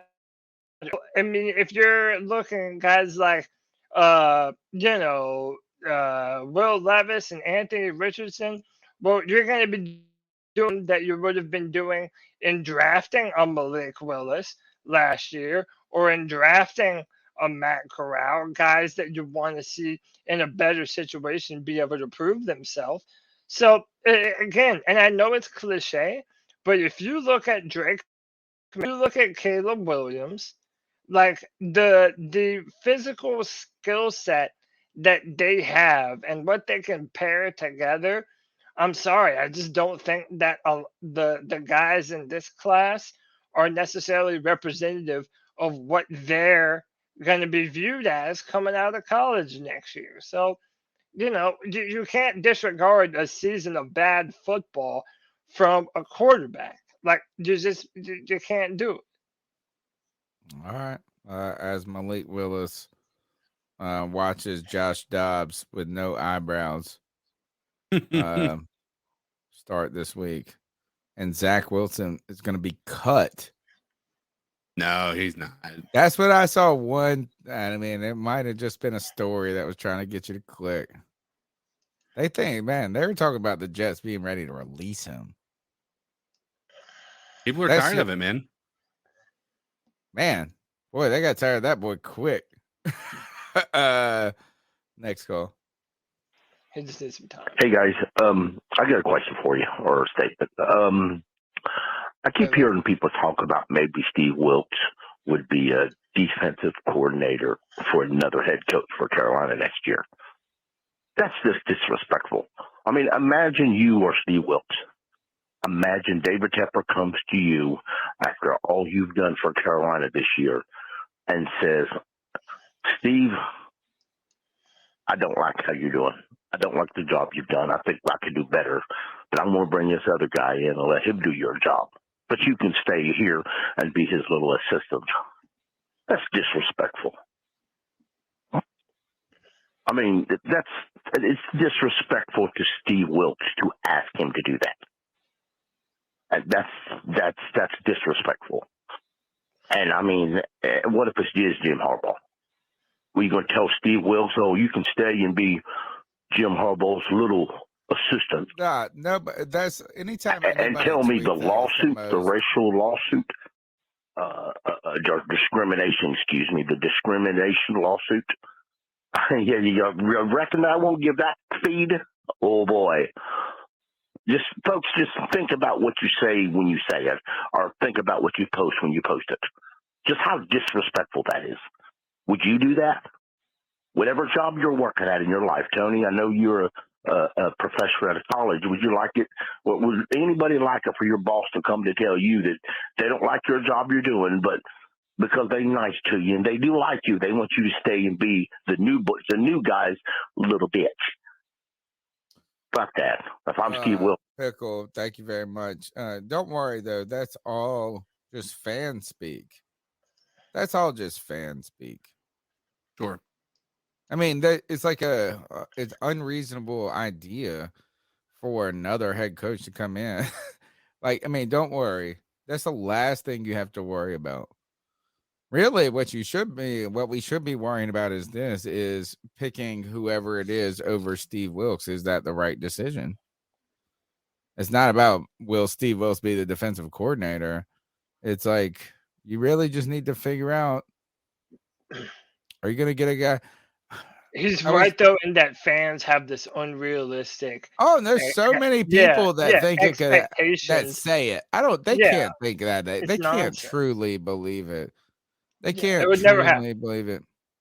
Do you think the only thing I think with this is that with Wilkes and Harbaugh is, don't you truly think if we would have removed the 5 weeks that we have gotten to learn more about Wilkes from the equation, do you think it would be anywhere close to us being saying like, oh, Wilkes is from here before he needs a shot? I mean, I just don't want 5 weeks or 10 weeks. 10 weeks. It's probably 10 weeks at this point to override. I don't know. Yeah, you can't get. Is it too starstruck? Not starstruck. That's not the right words. Just don't want to be too enamored. Yeah, and sentimental about. I don't know. I mean, you know what? Look, I would be very happy if Wilkes. All I know is this: is if Wilkes is the head coach, we're gonna get a new offensive coordinator. It's not gonna be Ben McAdoo. I promise you that. I bet money it's not gonna be. I wouldn't, but you know who I think it could be. Y'all were gonna get mad. Bill O'Brien. Oh, I was going to say Bill O'Brien. Mike Shula. Bring back some 2015 Carolina Be the head Panthers. coach? No, not the head coach. I'm talking about if Wilkes gets the job, he might bring Mike Shula in as the offensive coordinator. That's what I'm saying. Like, I could see that happening. Ben McAdoo. My whole point is this: is Ben McAdoo will not be back next year. Like, period. If Wilkes gets the head coaching job, it will not be Ben McAdoo. It just doesn't fit him. I think Mike Shula would be a great fit for a Wilkes type team. That's what I think, which is what. And I know you look, you make the faces all you want. All I'm just saying is this: is that the call was talking about. Yeah.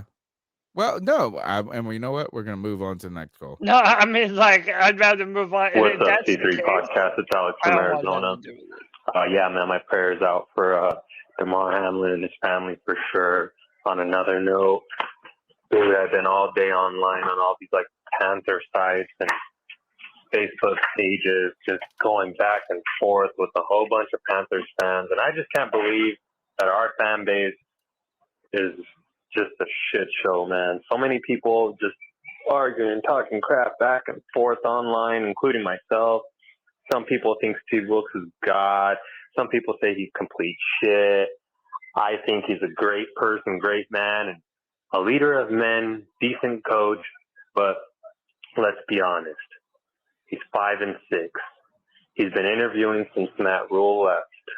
And honestly, I just don't see it happening, man. Unless we want a mediocre coach just to give this man a chance, I'm tired of giving people chances, dude. Like,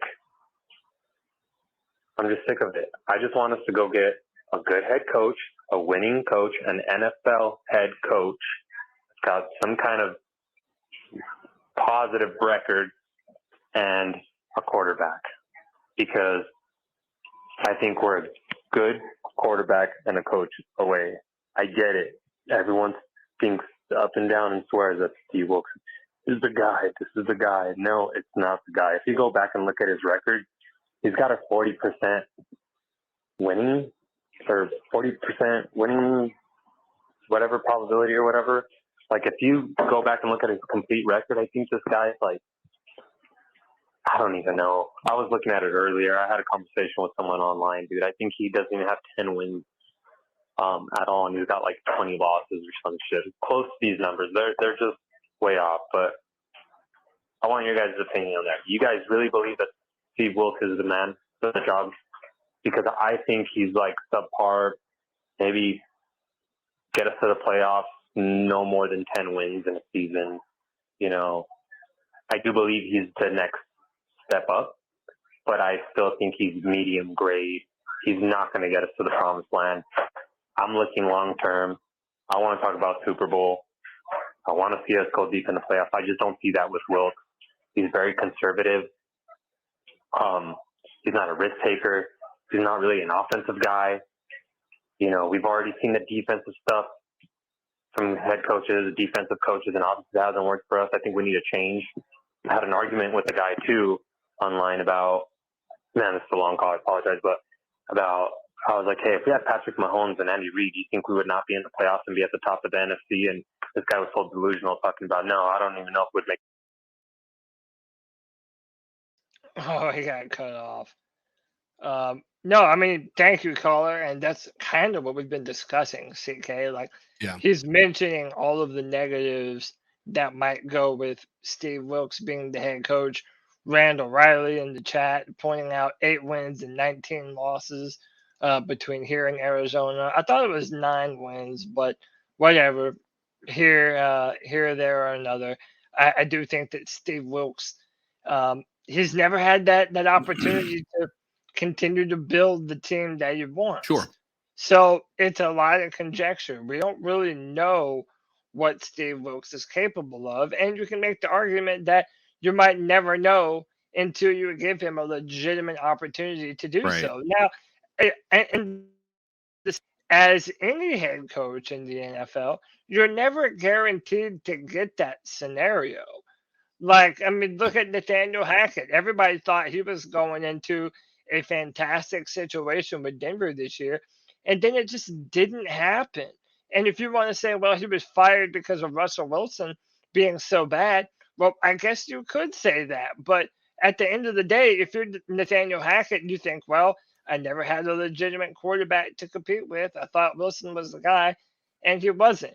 Steve Wilkes can say almost the identical thing between Josh Rosen in Arizona and you could Baker even Mayfield say it with and people Sam who Darnold had in the Carolina. opposite. You could even say with the opposite, the guy from Miami. They started out like he's the wonderkin.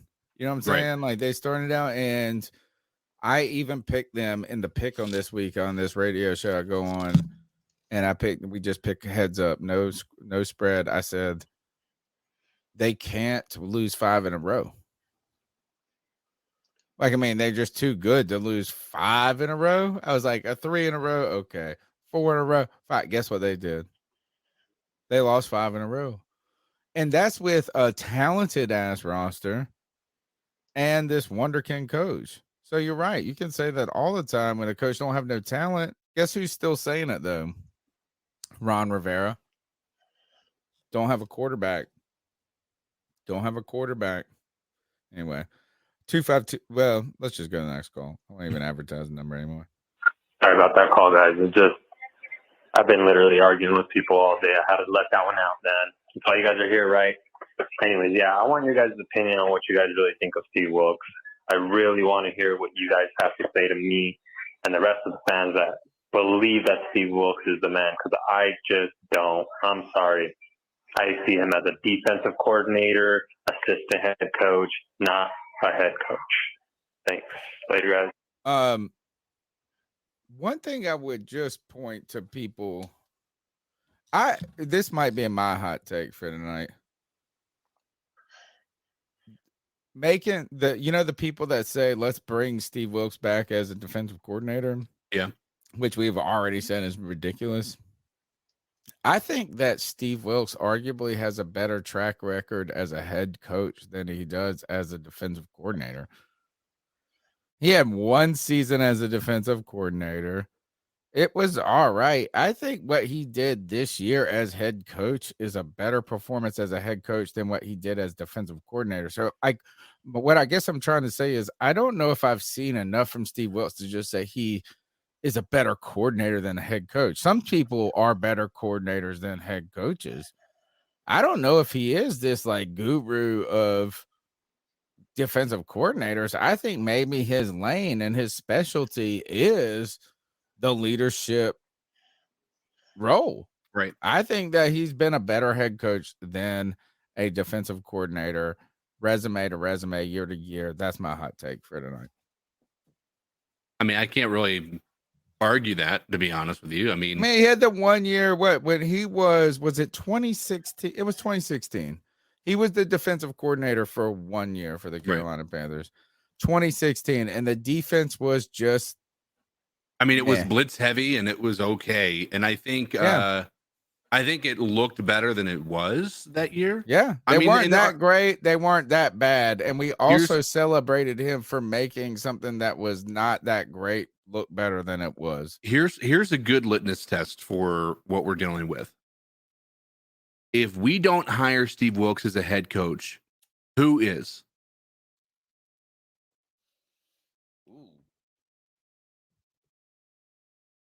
Damn. Well, next call. I mean, like, that's a damn. I mean, that's just if you think about it that way. I mean, that's my thought, and that's where I've loved what Steve Wilkes has done. And you could go back and pull the VOD and try to pull receipts. I will openly admit I was hyped for him. You're right. I'm like, he is my coach. He's going to be the head coach moving forward. This is my dude. This is my dude. This is my dude. Right? The season is over. We're falling back down a little bit. The high is starting to wear off a little bit. And then that's why I said Sunday again. And so for those that are new in here to the chat or maybe listening a little bit later that didn't hear me say this earlier, we're grading him on the Matt Rule scale as opposed to what a good head coach is. Right? And so I'm not saying he can't be a good head coach, but we've got to keep in mind he went from being the secondaries coach to being the head coach. All right. So I'm saying in comparison to Jim Harbaugh, I don't think that Steve Wilkes is going to be on the same level. He might be able to be there. I don't know. And I'm hoping that the dude does well.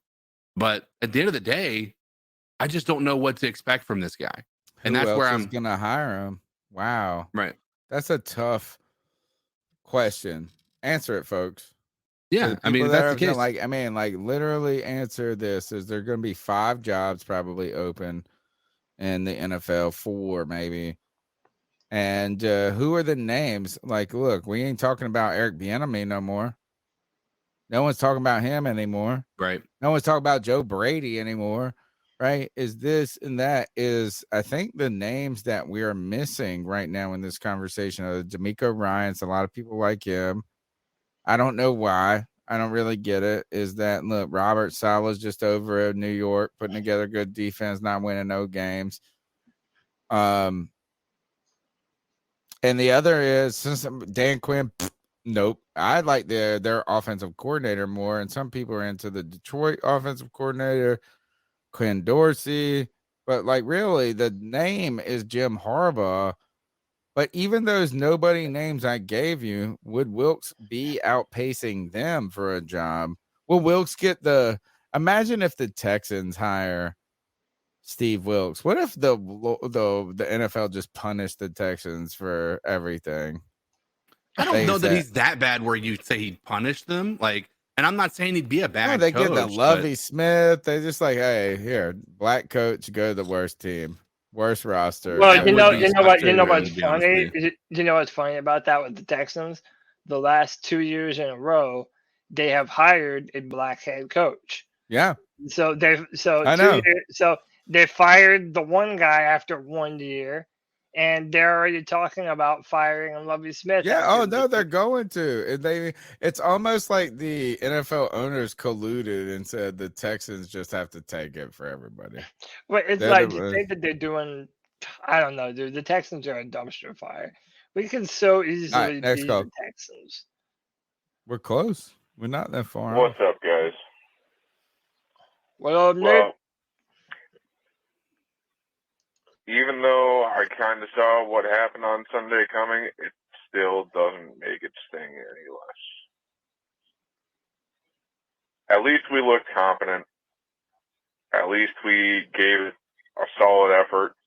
I understand where Steve Wilkes is coming from in the aspect of he was trying to play conservatively, but I'm sorry, man. When you're going up against one of the best wide receiver rooms in the NFL and you are down your top two corners, like you have to play hard. Okay, you have to go for every single chance that you have. You have to keep your offense on the field as long as you can. I get it. You turn over the ball in the wrong territory, okay, it's basically game over. But you gotta at least fucking try, man. There was a couple of 4th and 1s where it's like, I see where you're coming from, but man, like you really should be trying right now. So this is what you guys get to feel like whenever Tom Brady knocks you out of the playoffs. So guys, this is the first time I've been on this side. Now I completely understand why everybody hates Brady so much. Like I already hated the dude before, but like fuck. Prayers up for Damar Hamlin. Okay. Right now, all that's important is him getting healthy. Him getting home. Okay. That's all that matters. Nothing else matters. There are already people talking about some other shit. And normally I would agree with these people. There's a time and a place. This is not the time. This is not the place. Once he's home healthy, have open conversations about it. But not now. But, well, boys.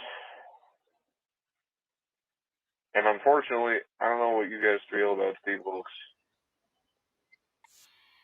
If he had won this past weekend, I think it would have basically guaranteed him the coaching job. But with where we stand right now, I think he's going to have to win the last one to even be considered. Yeah. But then with all the news reports coming out today talking about Harbaugh and the Panthers, and it's like, there are some guys just fit systems. And Steve Wilkes fits here. And he might not be the best coach, but he's the best coach for us. Keep pounding this. I respect the take. Yeah. I mean, a lot of people feel that way, man. Panther Nation's torn on this whole coaching. Move forward with, yeah. Yeah. And there's good, like, look, this is the deal. There are good arguments to be made on both sides of this. If you think that Steve Wilkes is the perfect man for the Panthers, who knows the culture, he needs another offseason, you're not wrong. If you say, hey, we've been there, done that with that kind of coach before, that kind of play style, we need a big name to be able to attract free agents, to get the best out of our players. They're not wrong either. Like, there are a lot of good points to be made, and that's what's going to make this such an interesting thing to follow going forward. And I don't know what's right either. That's the point, is like all of these things could be true in their own ways. Right. And, anyway. Look, Joey called in 3 times. I'm only playing one. 12:30 at night. So here's the thing, Joe. I'm gonna play one call. I'm gonna play my bastard son. If Joey the Blind Panther is still here, and you got 1 minute and 21 seconds, I think, for me playing my bastard son's call. You can tell me 1, 2, or 3 which call you want to be played. If you don't tell me that, I'm just going to play the most recent one, which is 3. Here you go, Kev. I'm about to be your bastard dad as you check my prize picking. Ugh. Hey, this is White Chocolate Espresso. My thoughts right now on the coach. I honestly think it's between Steve Wilkes and Jim Harbaugh. And, I'd rather have Wilkes. If we get Harbaugh, I don't want him to have full control because that never works out at all. Like, even with, Bill Belichick, it's not working for them over in New England. D'Amico Ryans, I heard they're bringing in. I don't see why you would hire him over Wilkes. I agree with that. I feel like 100. It's, a Rooney rule. I think it's a fake interview, quite honestly. And I think it's the real interview is between Harbaugh and Wilkes. I'm hoping it's Wilkes, but I have a feeling it's going to be Harbaugh. I have a feeling that it's going to be Harbaugh. I would like to give an ice up pick real fast. I just got back from Avatar movie. It was really good. I really liked it. I think it's better than the original. But I want to give ice up to people who bring their fucking toddlers into the movie theaters. Fuck y'all. Peace. I can guarantee you there's some people in this chat he just iced up. I mean, it is like if you bring a young kid to a movie, you that's the worst. You better be the person that's quick to get up. Get out that's of there. My thing is like you're the person that took the risk with the ticket, not the rest of the fucking movie theater. Like, so if your kid is being a problem for anybody, like, you better get your ass up and take the kid on out. And you got to just suffer losing the ticket. You got to be trying to peek in from that little hallway a little bit. You know what I'm saying? You're trying to watch the movie from the side. That's what you're going to have to do. Yeah. You got to take it. I do think he's right about the Wilkes versus. Look, I think that any defensive coach would just be a lateral move. Yeah, I 100% agree with that. So you might as well just have Wilkes. You're either going Wilkes, like Quinn, lateral at the lateral down almost, but he's been to a super lateral. D'Amico Ryans, lateral. Good players. Give him good players. Give Steve Wilkes good players. He'd be a good defensive coordinator. Yeah. But so I think he's 100% right. All right, Joey the Blind Panther, he didn't chime in, so he's going to play his. Hold on, let me make sure. Y'all still here, man? Yeah. Might be. Here, I'm going to just play this call. Hey, guys, I'm just listening, going back and forth about Wilkes and, that he should have the job, that this one game shouldn't have, whatever. What if that? What if this? What if that? You guys got to remember, it's just where we're at right now. We are 5-6. That's his record. If we lose Sunday, we're 5-7. He is just an average coach, guys. Realistically, he's going to end up being 5-7. Watch, 5-7. So let's say we started the season off with 5-7. Would you want that to be your head coach next year? Ask yourself that. Some people are so stuck on Wilkes because that rule was so bad and we were 1-6 that all of a sudden we go and become 5-7. And this is the guy that's signed. Yeah. This is the man, the leader of men. And sign him. He is a great guy and he could be a great assistant coach, backup coach, a defensive coordinator. But you could not tell me that he turned around this program. Okay, yes, he rallied the guys to play the second half of the season and he won a couple games. How are you going to name that your next head coach? I'm not saying he doesn't deserve a chance or that I would be upset if they gave him, a season or two to just try him out until we continue to build. But he's just not the guy. And he's not going to get us more than 10 wins in a season. That's all I got to say. They're on, man. There is. The people who are bringing this up are not bringing up baseless claims. No.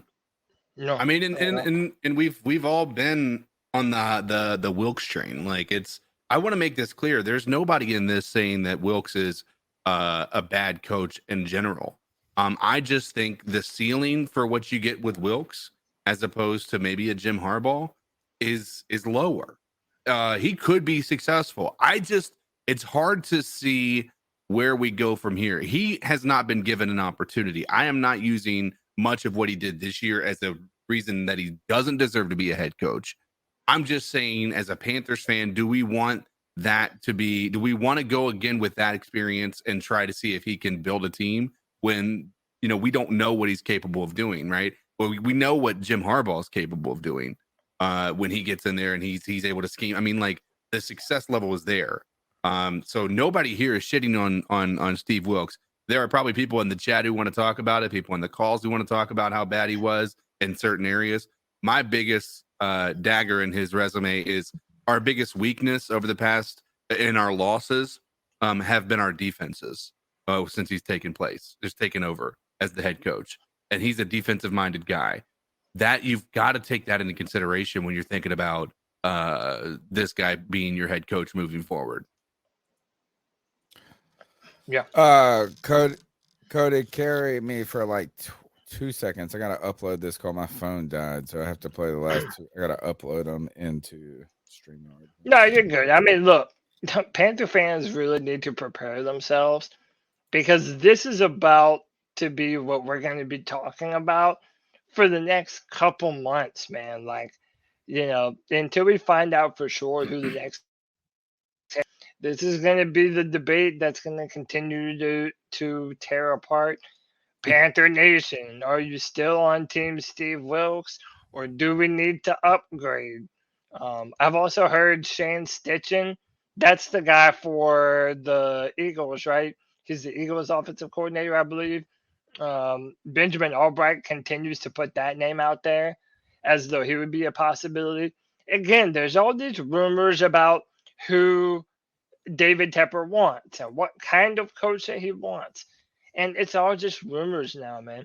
And even thinking about it on some Game of Thrones type shit, that people in the organization have certain people that they will just flat out lie to and put out false information, like a disinformation campaign. They do it during the draft. They do it during free agency. They're trying to throw people off the scent as to what they're actually doing. Right. It is 12:39. So Joey, guess what? I'm gonna play your last call because it was only 39 seconds. 12:39, 39 seconds. We're gonna play I bet you it's just the growl. Joey, we'll make up for you. We'll play it another time, and then we get stats, and then we'll do our ice up picks. Hopefully you can hear this. It's Joey the Blind Panther again, aka I can barely hear it. How, if I could say something. Oh, background music. That I forgot what I was gonna say, but I'll just leave you with I this. can barely hear him at all. He's just on the ground.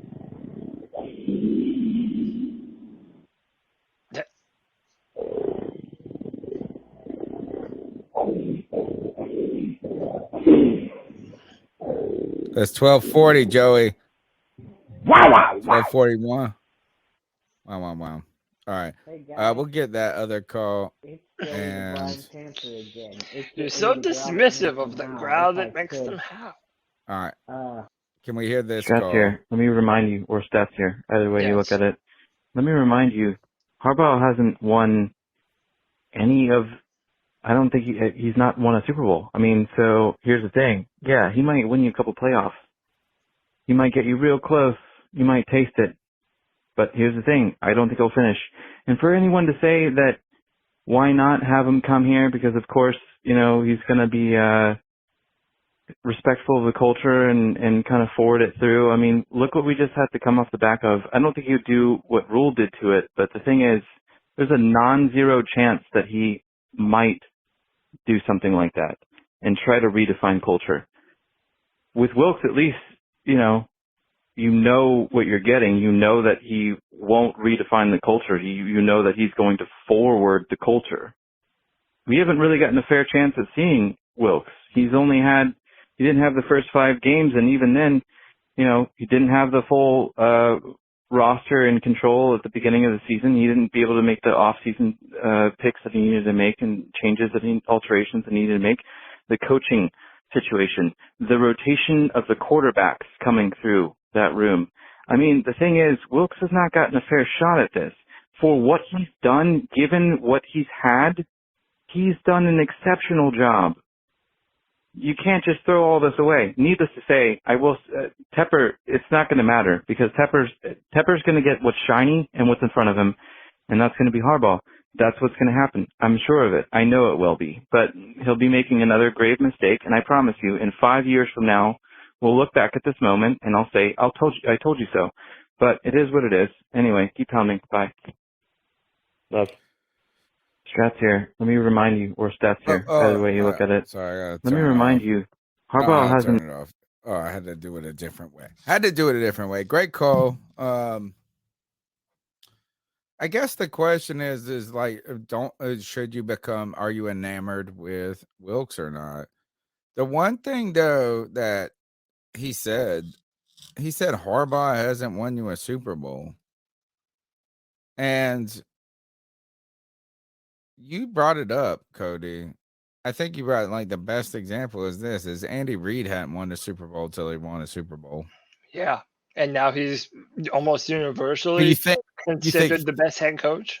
Well, 3 consecutive NFC championships at home with the Eagles. Like they just couldn't bang it in. You know what I'm saying? And then the stigma against him was you just couldn't fucking bang it through. And he went to the Chiefs and kind of got there, and they said the same thing in the beginning. You can't bang it. And then he banged it through multiple times. And then that girl was like, oh my. Everybody thought that when he was the coach of the Philadelphia Eagles, that was going to be his perfect chance to show the NFL what kind of coach he is. I mean, he did in a way. Honestly, he did a great job. He did a but everybody fantastic said job. that he couldn't close it out. But look what he did with the Chiefs. Just life. It's just life. It just either closes or it doesn't close. He was a great coach the whole time. That's my thing. He was a great coach the whole time. Imagine if he's able to get that monkey off of his back about, not, always being the bridesmaid, never the bride or whatever. In Carolina, bro, he'd be a toasted down. In Carolina, and we've never had back-to-back winning seasons. Imagine if we can all accomplish our goals together. Dude, that's what the fuck I'm talking about. Who would be better for the podcast? Oh, Harbaugh. Yep. We love Steve. If you're a Panther fan, you love Steve Wilkes. No doubt. You would get a bunch of former 49er fans coming up in this conversation. But also think about the amount of people that have. Yeah, think about the amount of people that have respect for Harbaugh, and the amount of players that would love to come to Carolina good for the podcast and play for him. I know that's selfish. Yeah, that's selfish. It's better for everyone. And guess what we would do every Sunday? Though.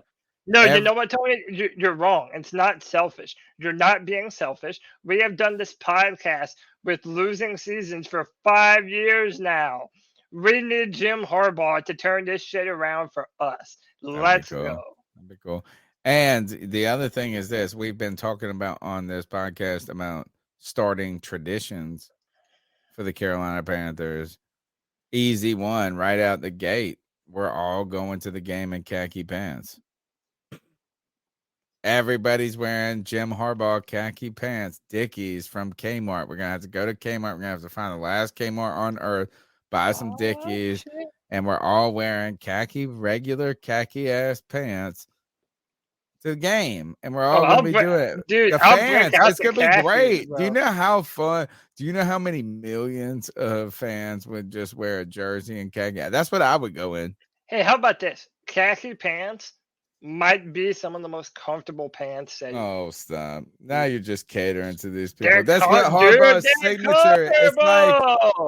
It's like homeboy with the no sleeves. It's like, the other irascible New England Belichick? Like Belichick's sleeves, Jim Harbaugh the khakis. Look, maybe because I can't walk, maybe I don't have an accurate assessment. of moving around in khaki Oh, no, pants. khakis aren't But dude, I uncomfortable. just know that sitting down, chilling in a nice pair of khaki pants, You look good, dude, feel good. comfortable as shit, bro. Look good, feel good, play good. I'm I just like saying, this. dude. As my man said, so is Harbaugh unofficially our head coach already? He is on the C3 Panthers podcast. We brought into it. And guess what? Next week, we'll be having another head coach who is our head coach. Actually, no. It might be Steve Wilkes if we destroy the New Orleans. You're right. Well done. All right. I was going to say, let's talk about the news, but screw it. We're not going to talk about the NFL news. Let's just do our ice up picks and get the hell out of here. 12:47. Holy cow. Love you guys.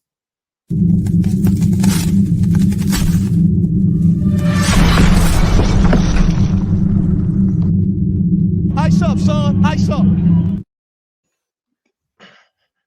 Y'all want to go first? You want me to go first? Nah, I don't want to go first because I got like 20. Well, let's just do one. But no, you gotta stay up all night. I'm gonna do 27. No, go ahead. Yeah, Tony's talking about wanting to get out, and he's like, "No, I got 20."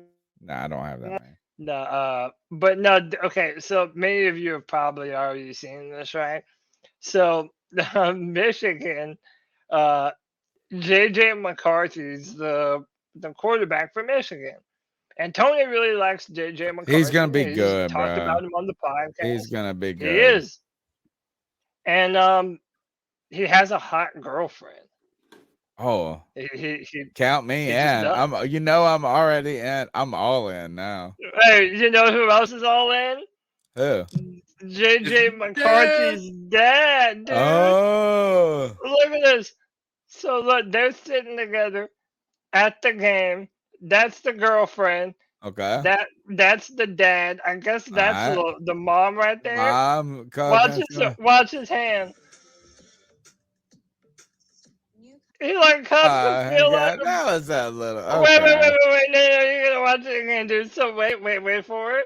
Oh, hand goes on the booty. Oh, finger goes just out. a finger. Just a finger. No, he was touching some butt, baby. That's what that was. Dude, look, how about this? Very short and simple. If you're hanging around with your son's Just girlfriend, grab it. Just grab it. just grab it. No, man, don't. I would say keep your hands away from your son's girlfriend, and hopefully you won't go viral on Twitter for doing it. So yeah, That's not even. You know what? All right, ice up. That's not even close to Urban Meyer's ice up. You know what I'm saying? That he barely did a fingernail. He did a fingernail. Sure, but you also on know. The phone too. Hold on. There was a phone barrier too. It's like that's like giving somebody a back rub while they're wearing an armored plate, like they're in Afghanistan wearing plates on their shit. Dude did this at the bowl game where he's like sitting beside the star quarterback. He is the dad, and he's sitting beside his girlfriend. Like he didn't think he was about to be on TV. Like, no. Bro, you gotta. B. Hunter said he missed the hole. Dude. I mean, the funny thing is, for the cup. The thing that sucks for him is it got on TV and he didn't even get the ass. He just got the phone. He didn't even get the enjoyment of grabbing the butt. He got the phone. Even if you wanted to touch, he just literally touched the phone. He didn't even get the back pocket, basically. He got the back pocket. All right. CK, you got one? I did, but I can't remember it. So you go ahead. All right. Well, remember it while I do this one. And I only have one because thank God my phone died. I don't even know how to ice this up. I don't know what to ice up about this, but this is just where the internet makes you feel better or worse about your life. Can you hear this? Oh, no, you can't because I double clicked. Oh, that Todd Bowles shit made me mad too. Yeah, you can ice that up too. This lady. Can you hear that? Yeah, we could hear it. Okay. All right, so I met this lady in 2008. We got married in 2011. We had our first child in 2011. We had our second child in 2015. We've been married for 10 years. We've been together for 13 years. We just recently found out we're brothers and sisters. All right, so. What? I just imagine. Here's the thing. Why the hell are you putting this out on? I would shut the fuck up. Yeah, right. I would not be saying if I found this shit out. I am never telling a fucking person about That's this. my aunt. So think about it. Think about what you just did to your fucking kids. You went on the internet and now you've just said, like they have to live a life of knowing that they are a product of incest. No, Come on, not even them. Like everybody else that knows them. You're right. Ice up to that dad and that mom, that brother and that sister for putting their incest on the internet. Intercest. Dude. CK, if you got one, hit us up. And then, trying to find it. Go ahead. If you were adopted, I'm adopted. Only half adopted. I'm just saying, if I was adopted and dating, I don't think I would, I would ever date someone that even looked remotely like me at all. Not anymore. But luckily, with the DNA nowadays, like you could pretty much find out. Oh, I know. You can't do anything. You can't kill anybody. You gotta be an alopecia. And Josh Dobbs is the only person that could kill someone right now, and someone will get that joke. I just got this calendar for Christmas though. It's like a daily calendar. So we're gonna tear it off to January 3rd, and it gives us a fact. Here's your Panther fact for tonight, and we're gonna give CK his ice up. The Panthers forged an early season. Today is the third. Oh no, now it's the fourth. All right, so here's the third. The Panthers forged an early season 3-game winning streak in 2020. Matt Rule's first year as head coach, but stumbled after that and finished with 5 victories at all. Why is that a fact on this fucking calendar? Suck. Here's your January 4th trivia. What team did the Panthers shut out in the 2020 season? Ooh. In the 2020 season? What team did we shut out? That is the trivia question for January. Oh, Detroit Lions. Detroit Lions? Did you get it? I don't know how to check. You don't have the answer? I do. You're right. I know that. 20-0. Guess. You know what? Now I remember who was the quarterback. PJ Walker. PJ Walker. Well done. All right, TK, hit us up with your ice up pick. Dude, I'm trying to find it. I All swear. Right. Well, then just ice up somebody. Something. I'm gonna ice up myself for not having one ready. Okay.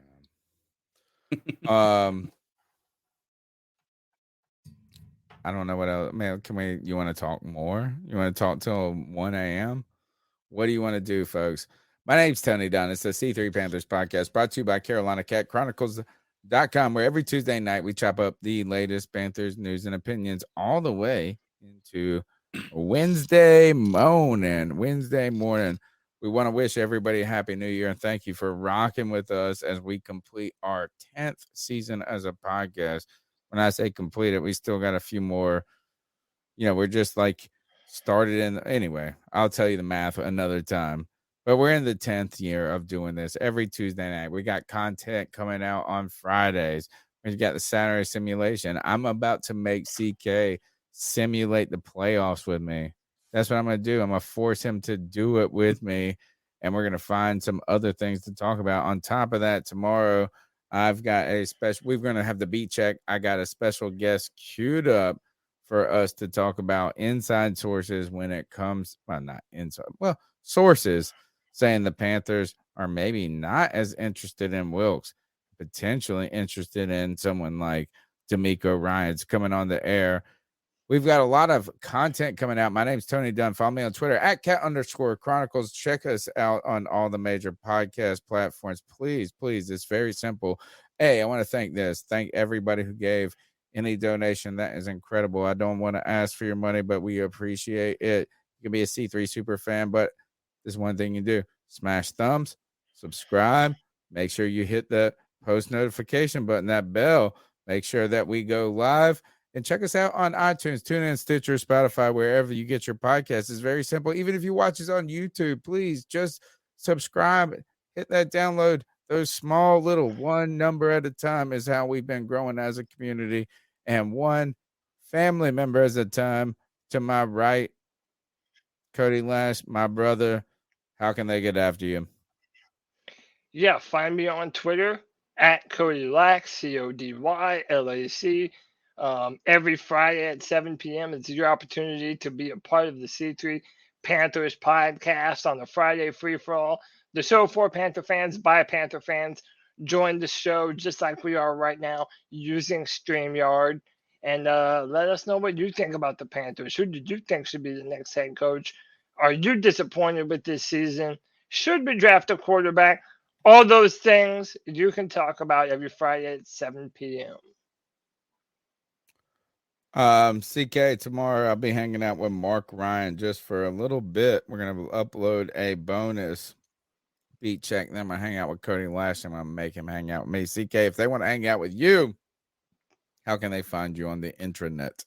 You can find me at the Twitters at CoDizzleAllen on most social media platforms. And obviously here on Tuesday nights, the post game and also the Madden simulations. I sometimes pop into the Friday Free For All as well. So come check it out. Is that game worth buying? Days Gone? I mean, I paid $12 for it, so $12? Yeah.